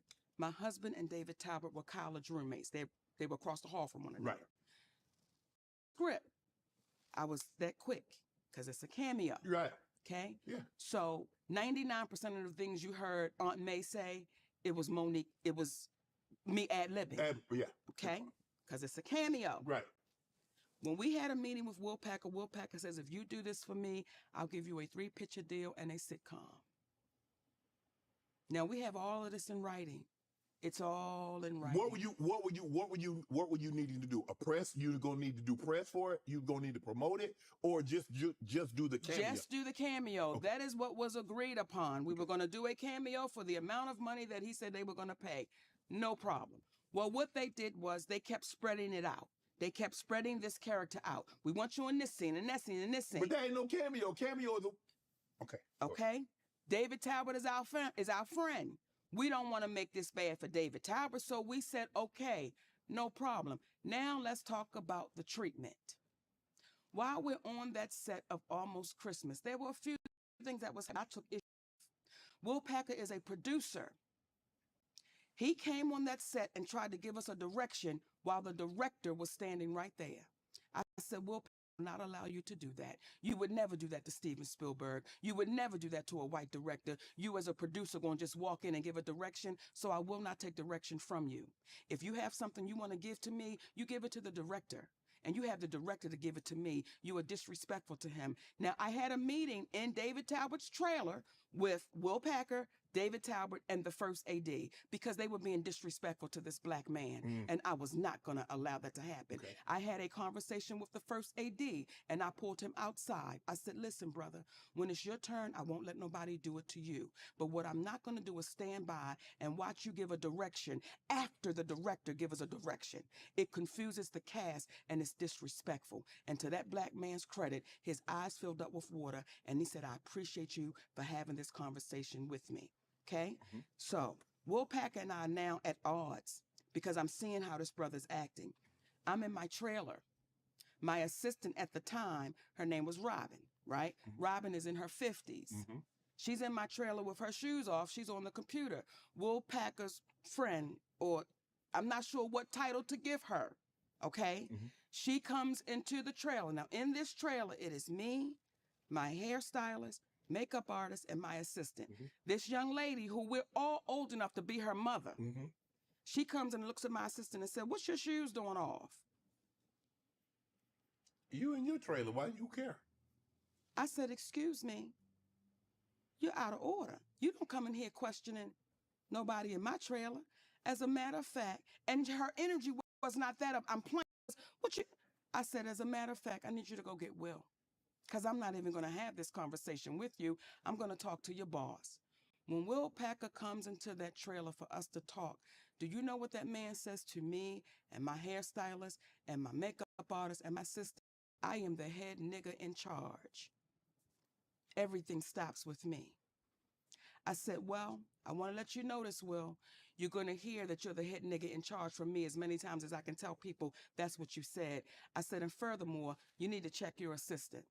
Because this is my space. We weren't in your trailer with our shoes off. We're in my space with our shoes off. But why would he come? Why would he come to you with that type of energy? What led him to say that when all you asked his assistant to do was to go get him because she's questioning why That's a people good in one. your trailer have the shoes? That's a good one, because what I said to him was, who do we need to talk to? This young lady can't be up in here like that. And that's when he became the head nigga in charge. Oh. And then I said, who are you the head nigga in charge of? We have Danny Glover on this set. We have a legend and an icon. Are you the head nigga in charge of him? Are you the head nigga in charge of Kimberly Elise? Are you the head nigga in charge of Gabrielle Union? Are you the head nigga in charge of JB Smooth? Who are you the head nigga in charge of? So he tried to laugh it and joke it. I said, I don't play that way, brother. I said, the food is bad. Like, what we doing here? The food was slop. So when they say they didn't have any food, the food we had, nobody ever ate that food because it was just like you can feed them anything. Now here's where it gets even better. Remember how Taraji said the trailers were infested? Yes.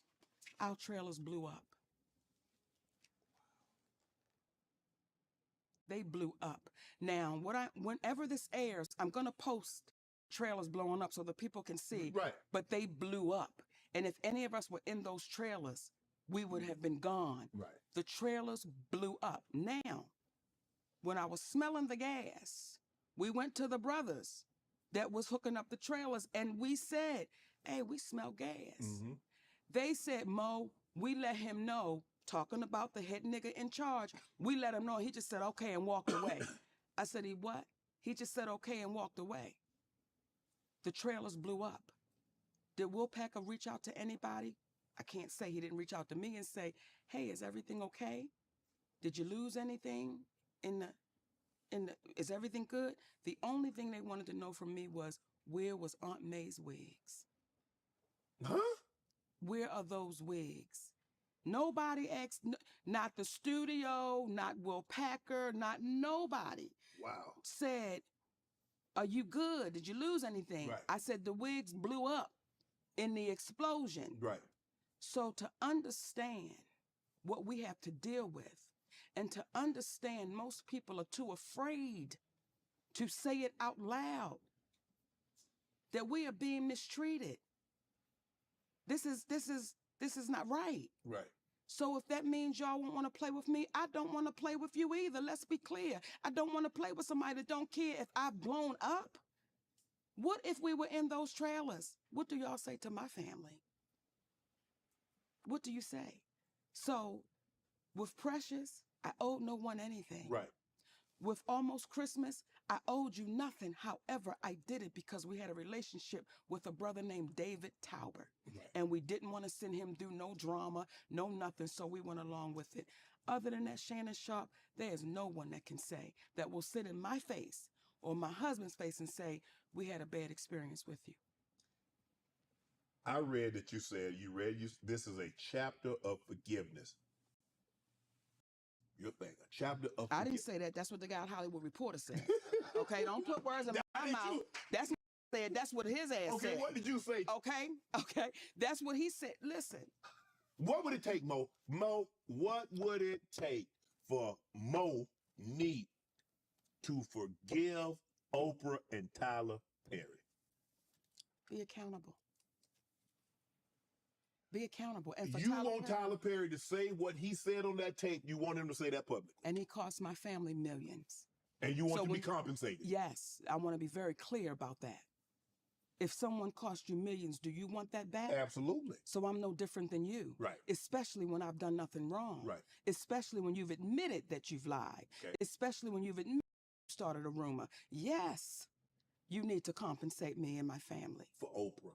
For Oprah Winfrey, you owe me an apology. See, Shannon, Oprah and I had a private conversation about our mothers. Mm-hmm. This is the part people don't know. Right.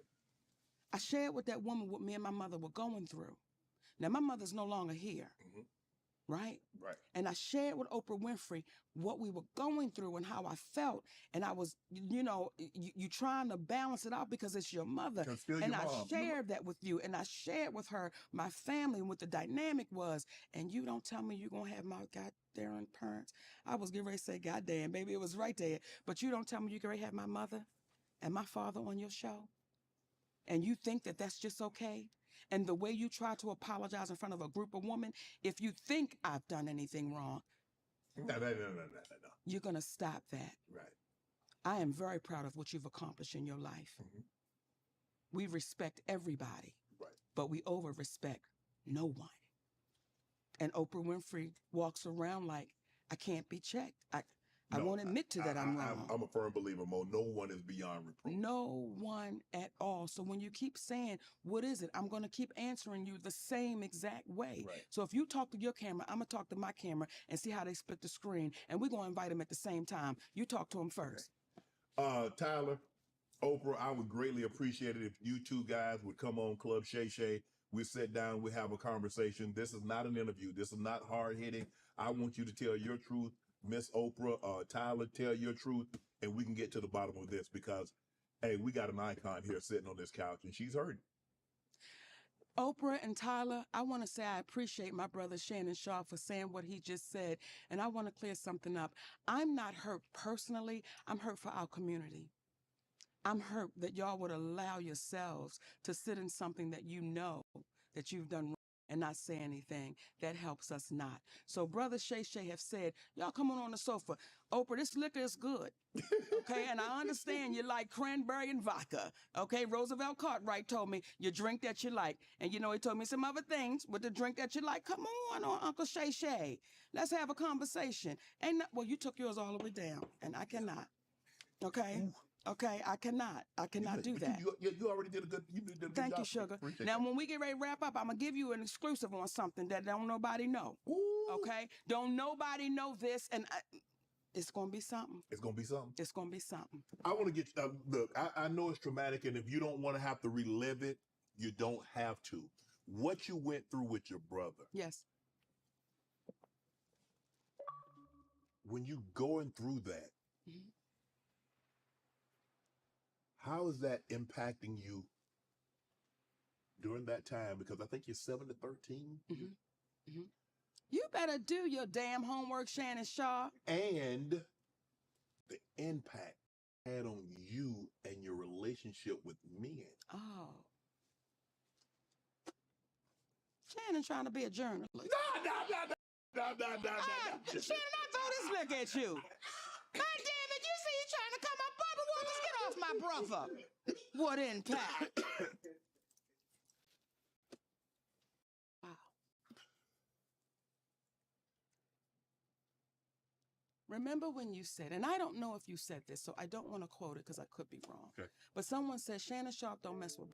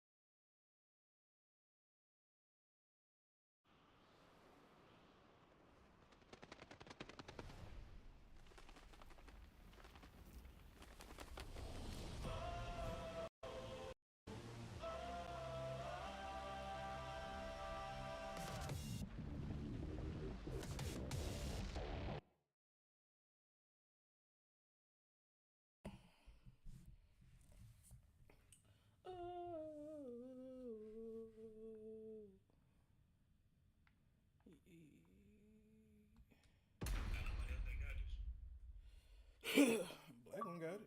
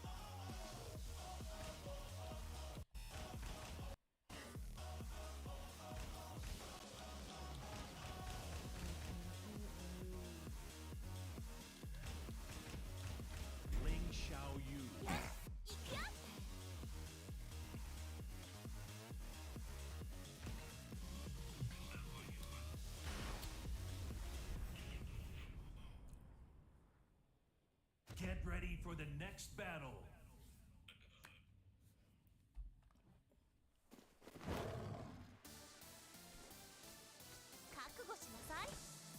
Round one. Fight. Here we go.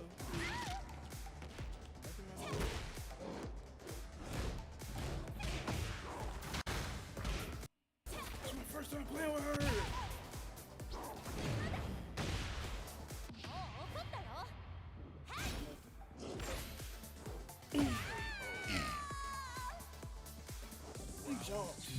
What? Fight. Oh my god. Can't get away from that.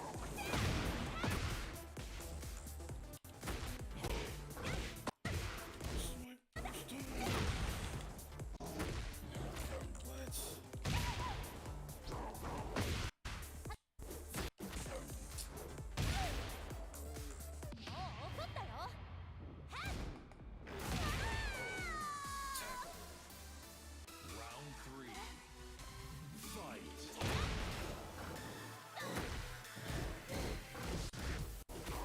How do you counter?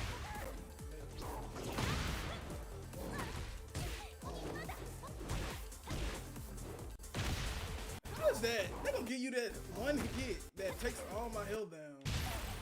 What?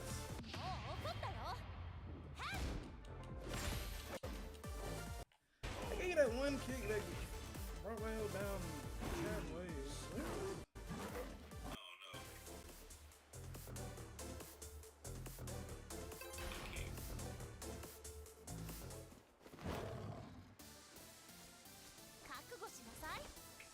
Round one.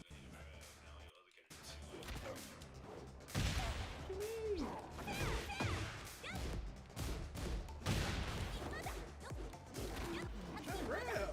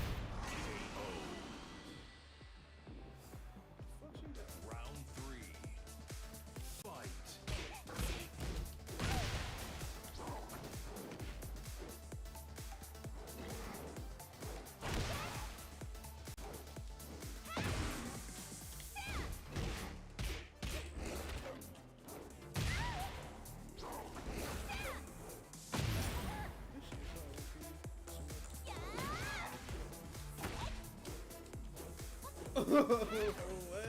This shit don't make sense. Round 4. Fight.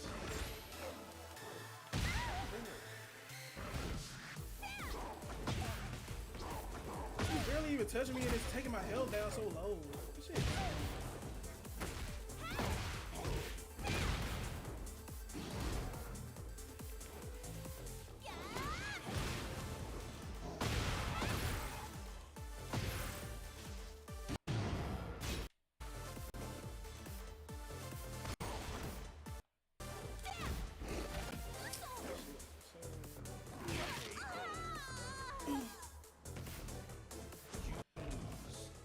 It's fine.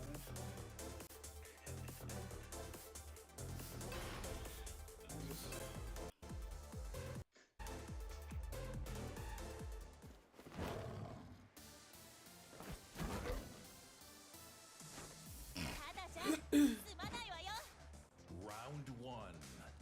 Fight.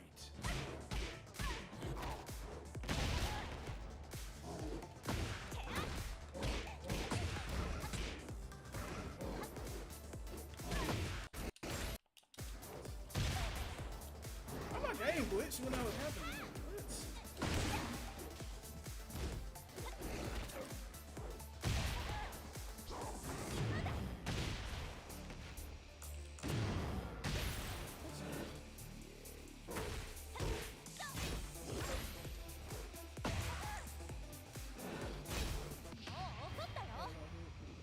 Look at that game, do we?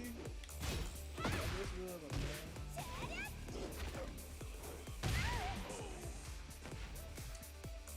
Round 2. Fight. Hey, back in bag. You barely even do anything to me, and they just did this shit.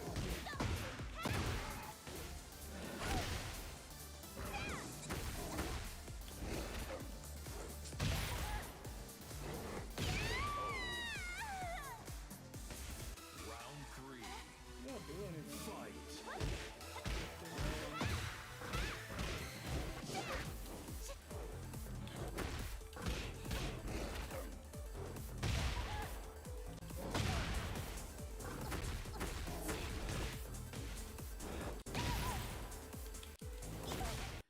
How you be in the fucking vicinity?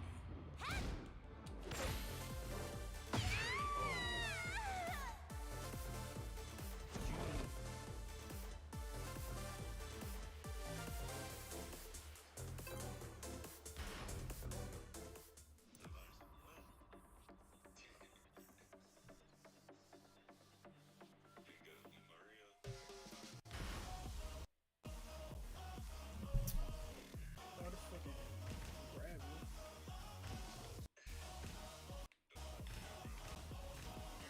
It's gonna be some when I learn how to counter that shit though.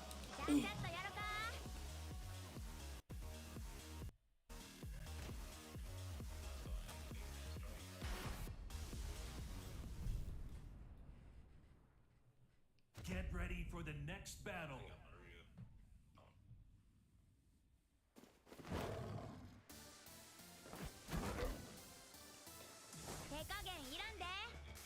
Round 1. Sasuke. Fight.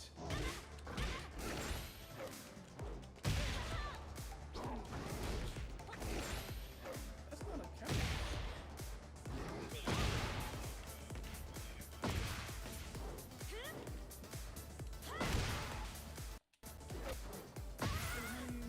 Can't win it.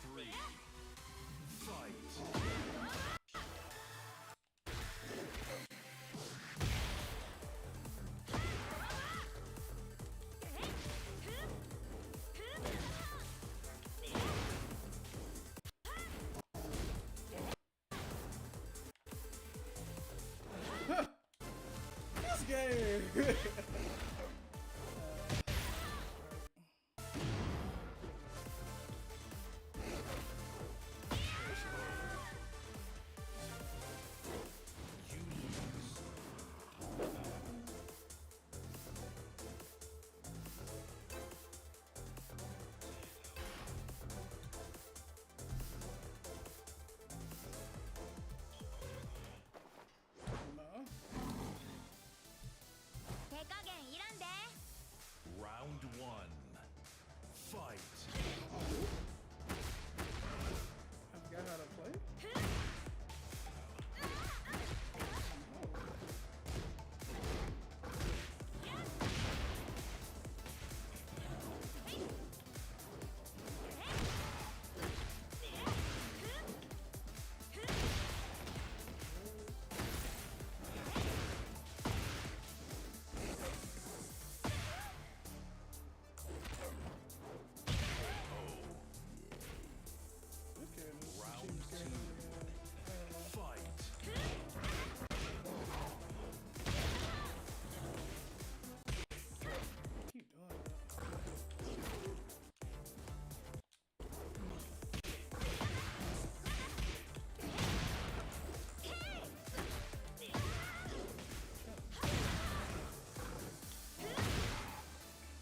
He always hitting me about to get up.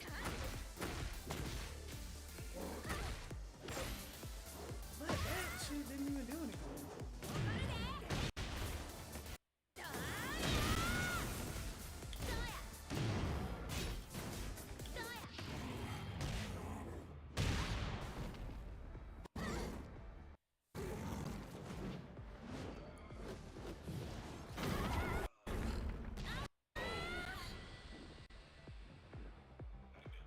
Round three.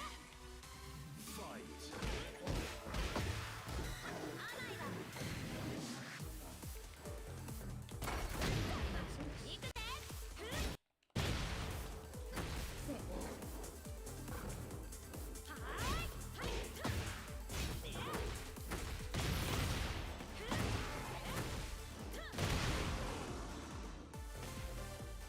Round four. Fight.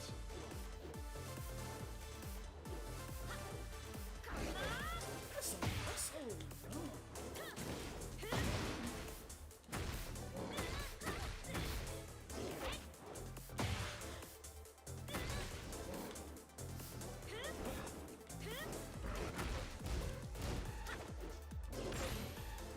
Which is in the counter stance with good.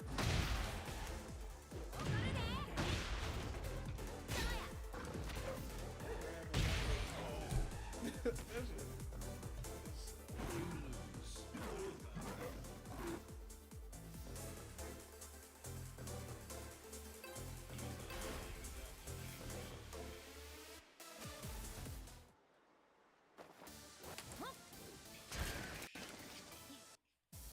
Round one.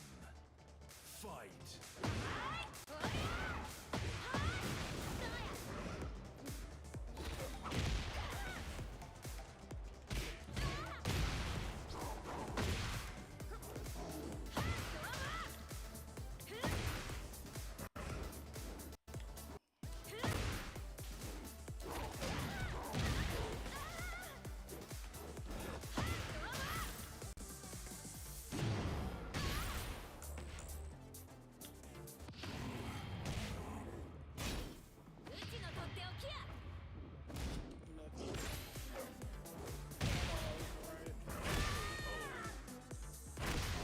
How can he do that kick? Doesn't even. It's how's it not? It's so fast. How?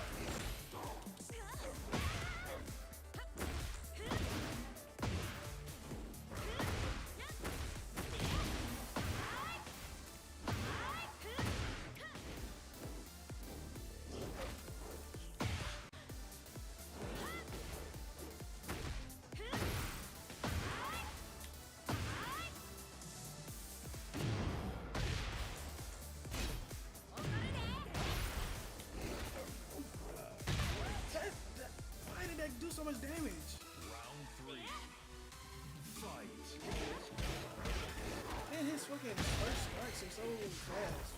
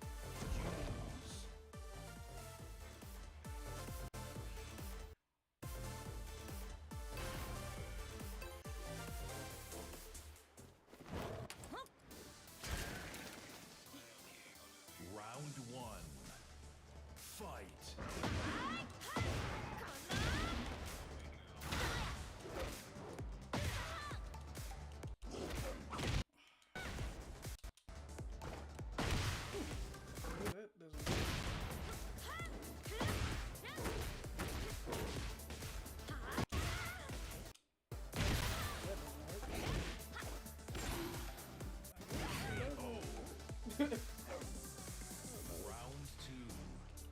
Fight.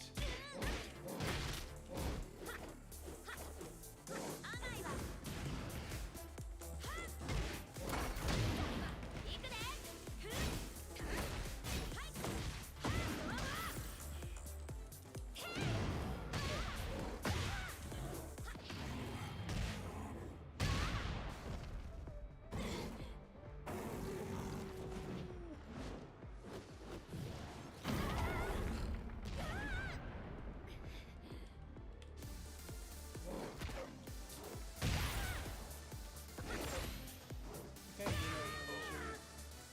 He about to lose. He just Round grabs. 3. Fight.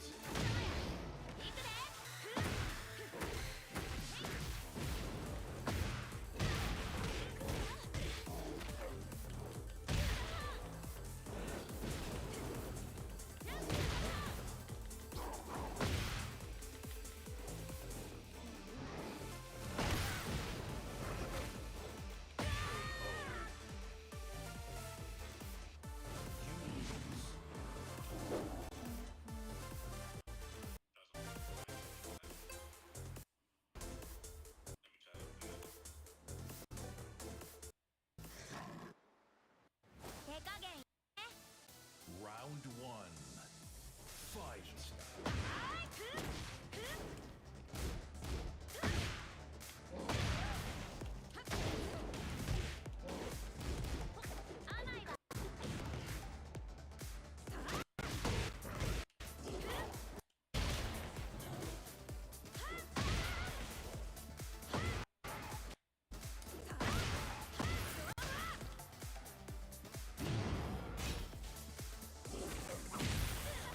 How they give you all that though? How they give you all that? For that, you barely hit me though. Round 2. Fight.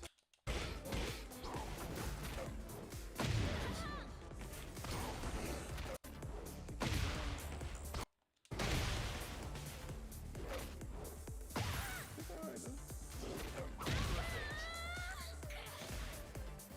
Round 3. Can't block it. Fight.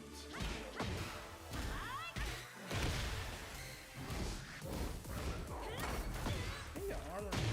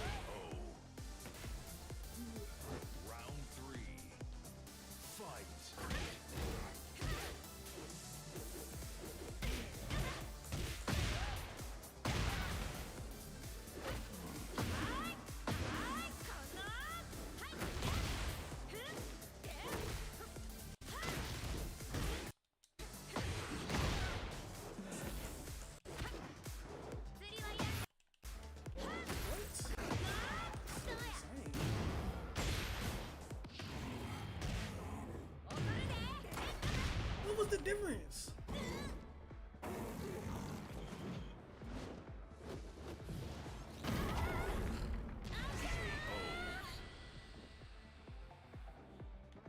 Round 4. Fight.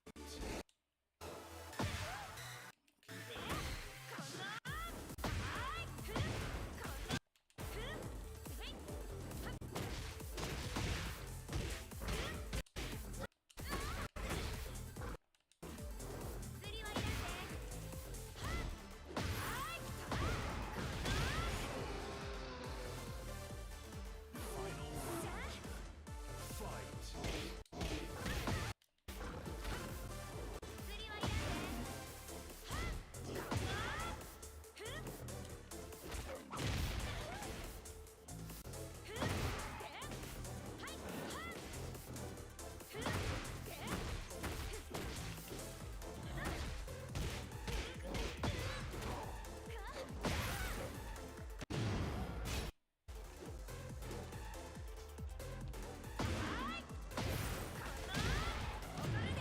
Oh.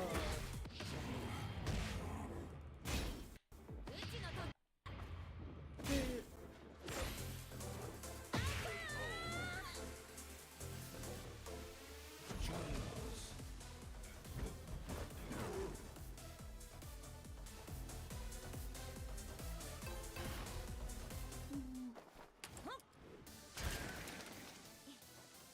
Round 1. Fight.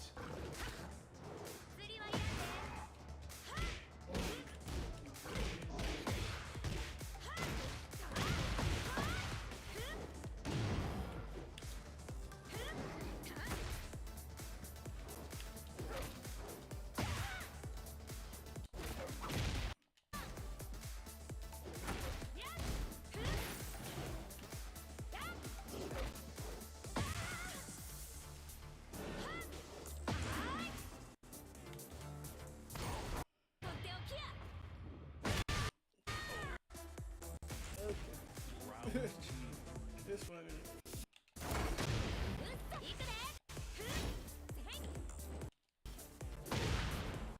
Damn.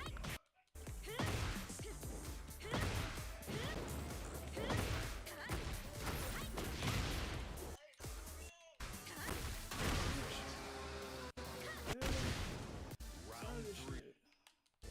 Fight.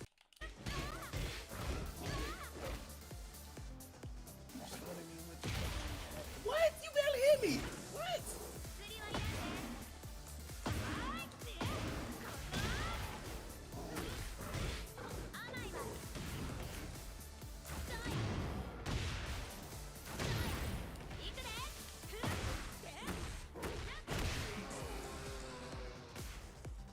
Round 4. Fight. How could you do that? If he's that big, how can he fucking repeatedly kick you like that? That shit's wrong.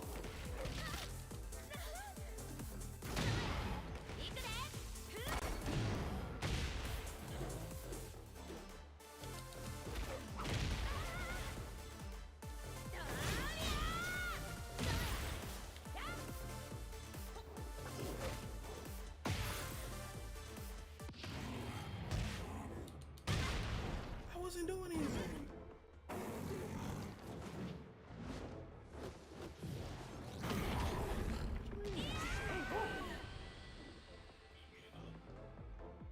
Final round. Fight. How are you faster? You're already in my face, bro. Makes sense.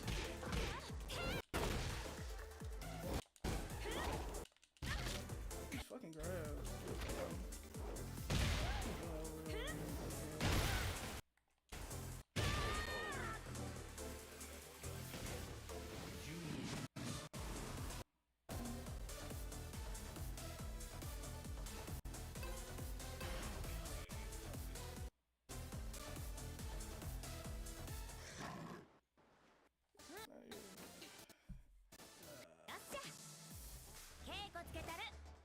Round 1.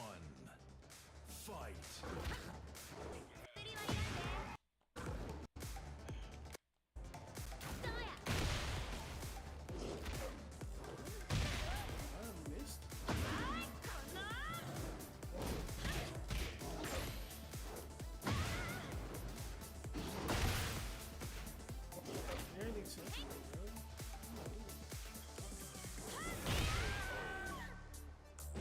what I'm saying. He's only doing like a couple hits. That shit gone.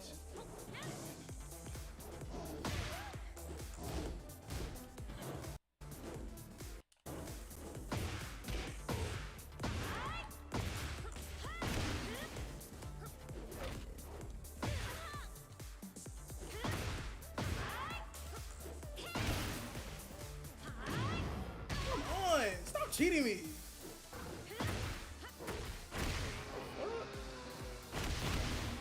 Round 3. Fight.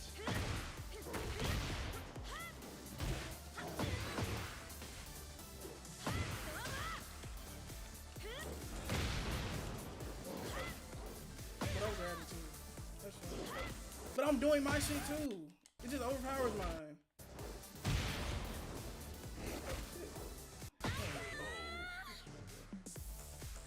Round 4. Fight.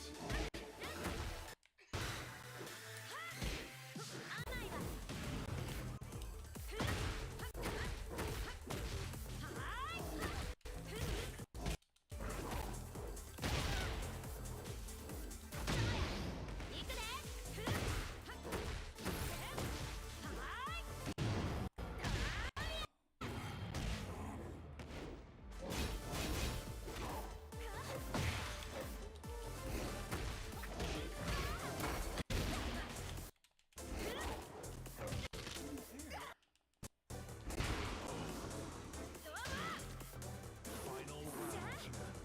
Fight. I'm in my actions and it's still let you hit me.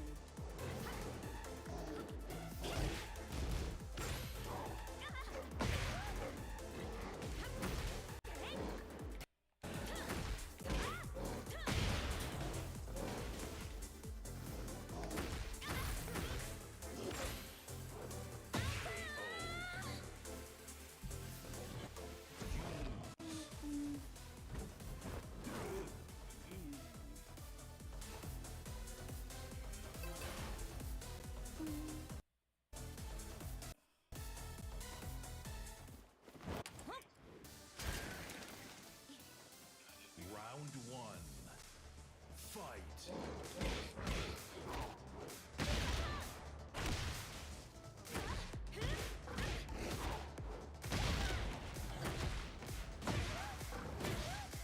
Nigga, this nigga got so many fucking.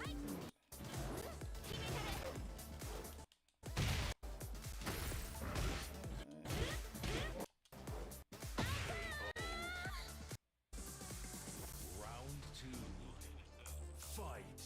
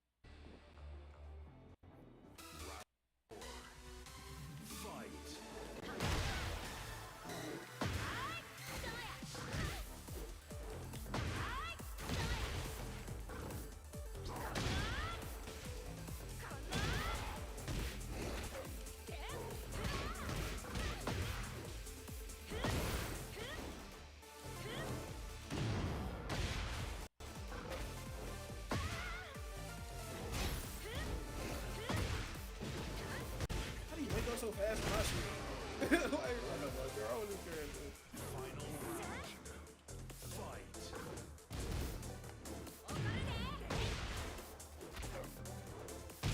Long ass grab.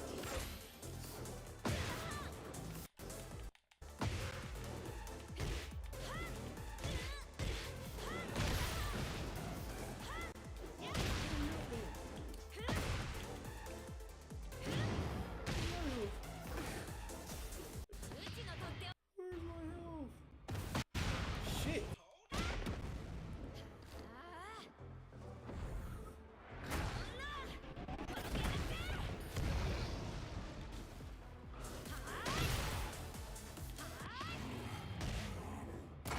That's so stupid. I swear to God.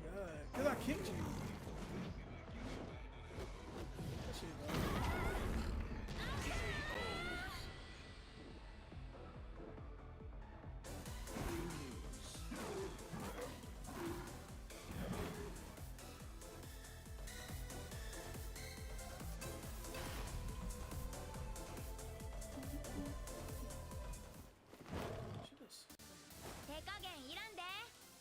Round one. Fight.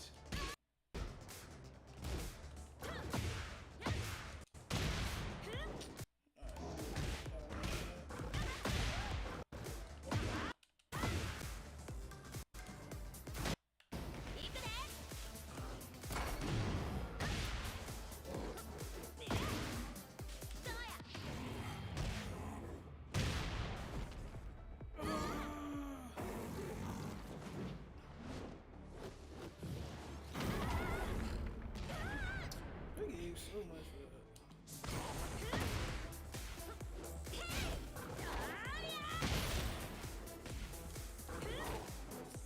Grab me out of my flip. This straight up. Round two. Fight. You know.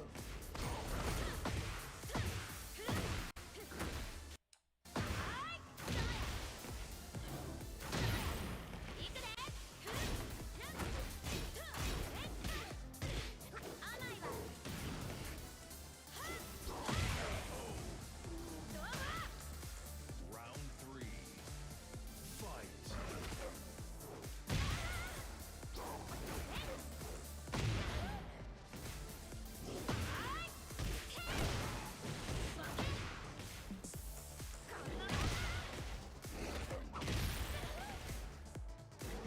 Just before I get up, that shit. Round four. Fight.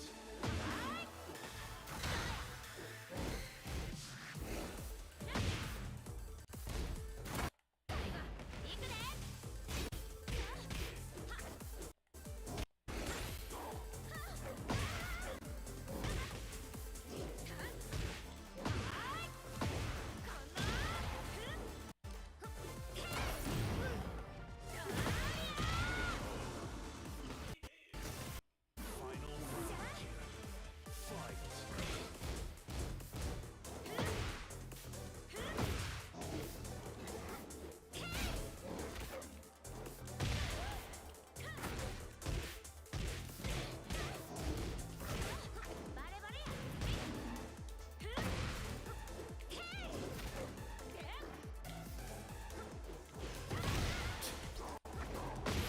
This shit.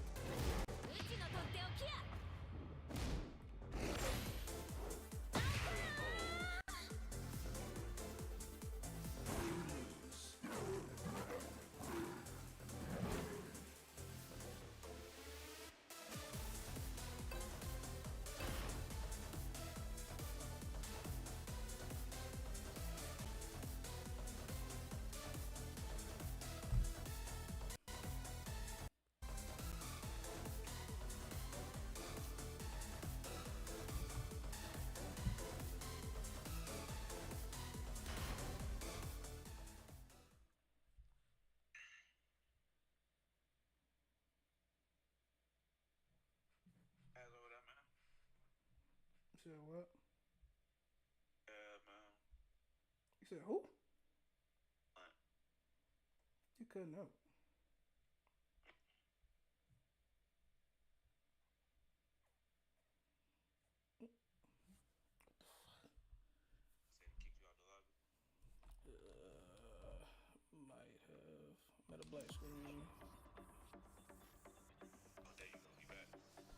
Yeah, I had to press the home button. Then it'll start loading. Oh, that's fine.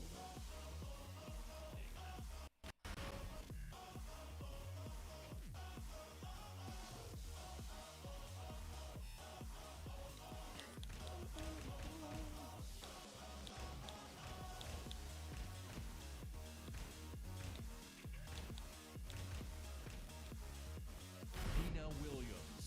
Let's get this over with. She from Ireland.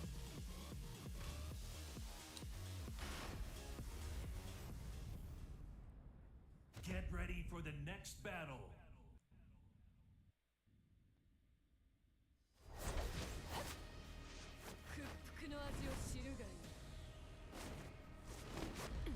This should be fun.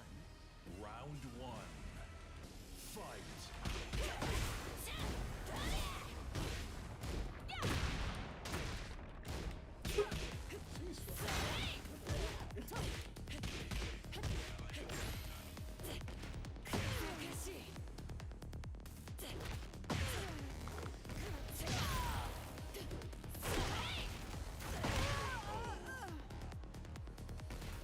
Round two. Fight.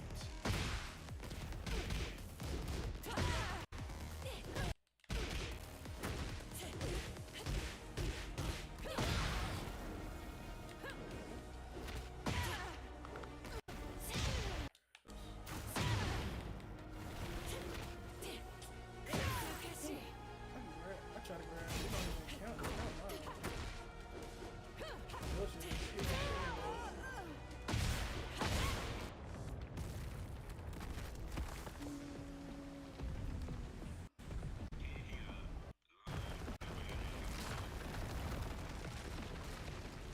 Round three. Fight.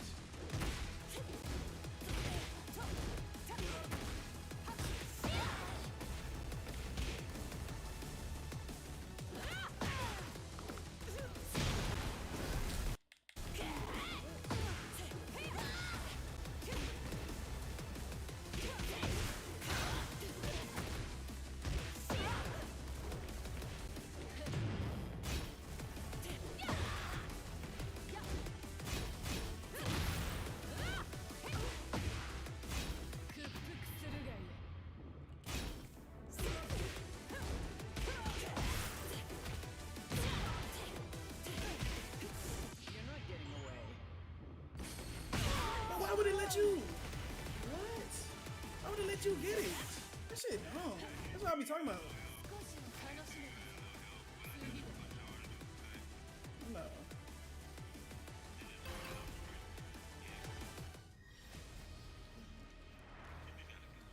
Going somewhere? Round one. Fight.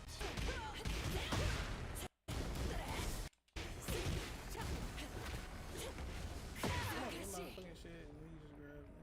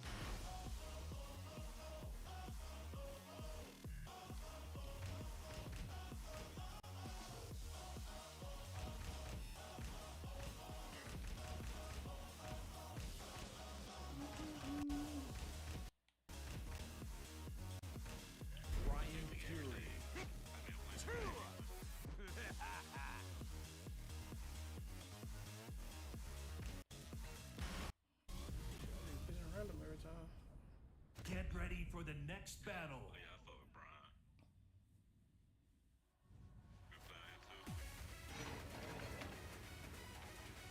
Good playing too. Round one. Fight. They let you hit me first. I did not let you.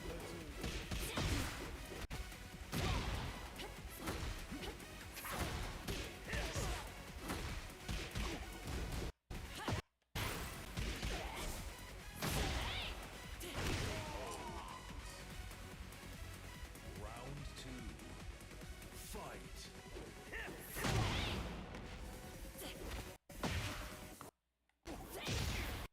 Perfect.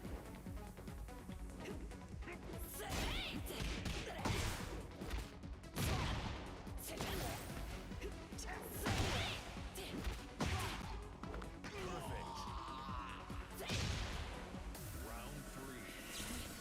Fight.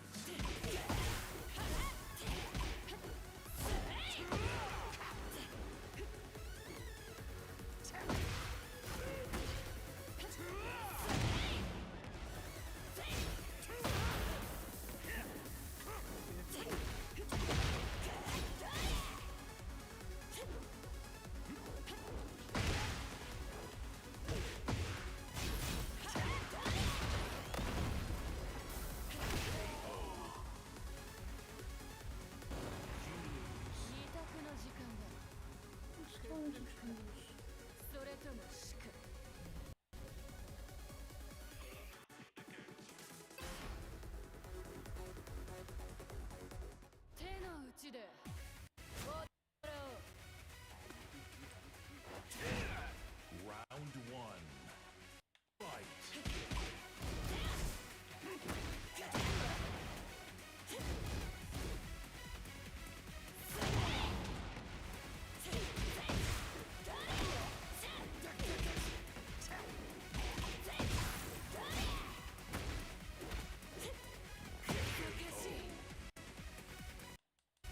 Round two. Fight.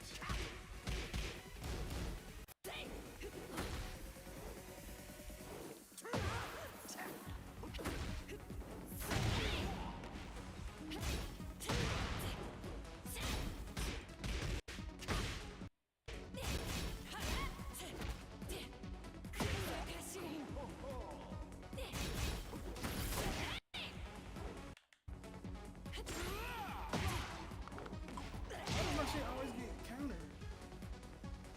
Round three. Fight.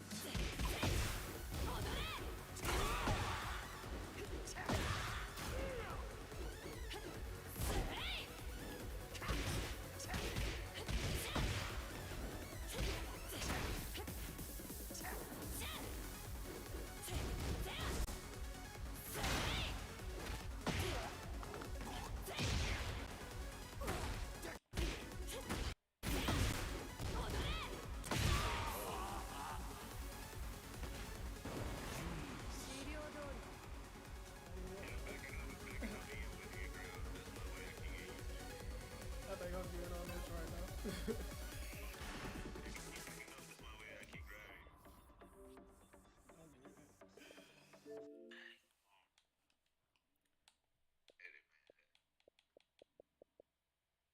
Real sand, real training, man. He left.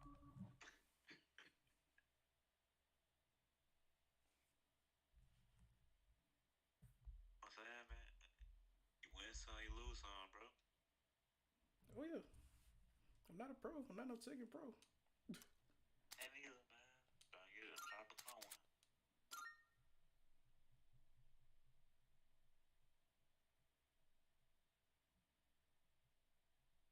So I'll try rank match again.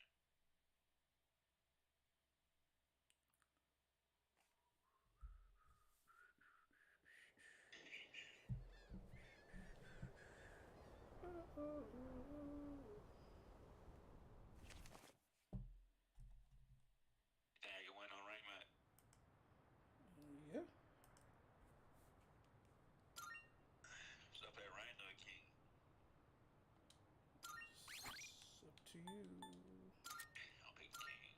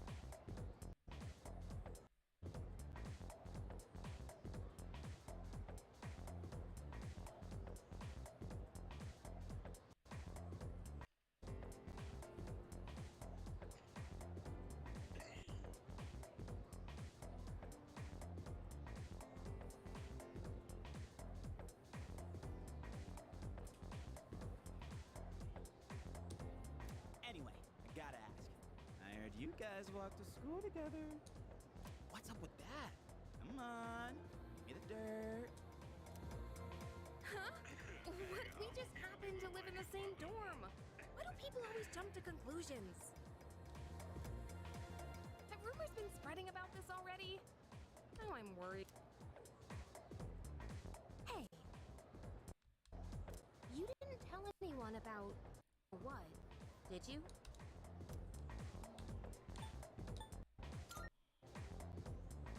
Okay, good. Seriously, don't say.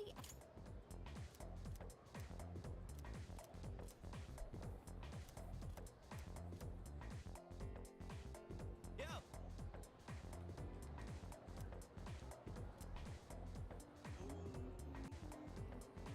He ain't the type that everybody got to do like automatic combo or something.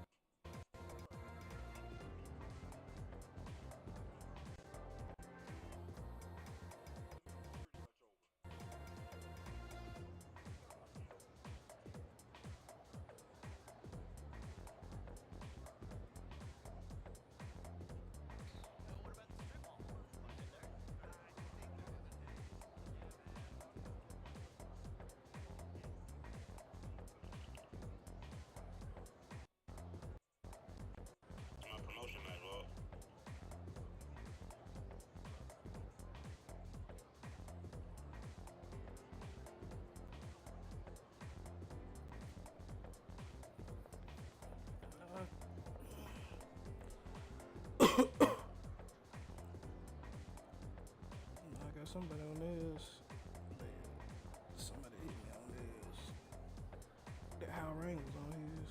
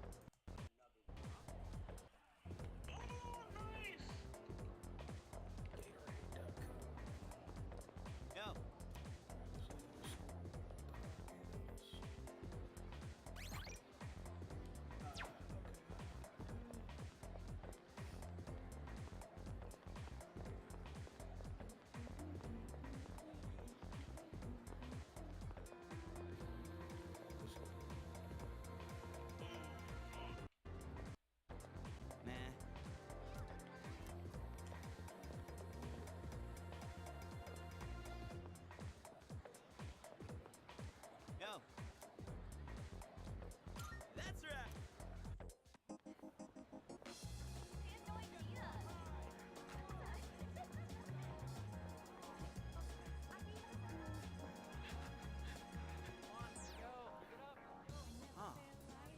Jocks on their run. Say, you thinking about joining the club? Oh, wait. New members gotta wait a while before they can apply. Your stop said you would Todai, right? Horns, man. Must be nice. Talk about living life wild and free. Well, I'm going this way, so see you tomorrow.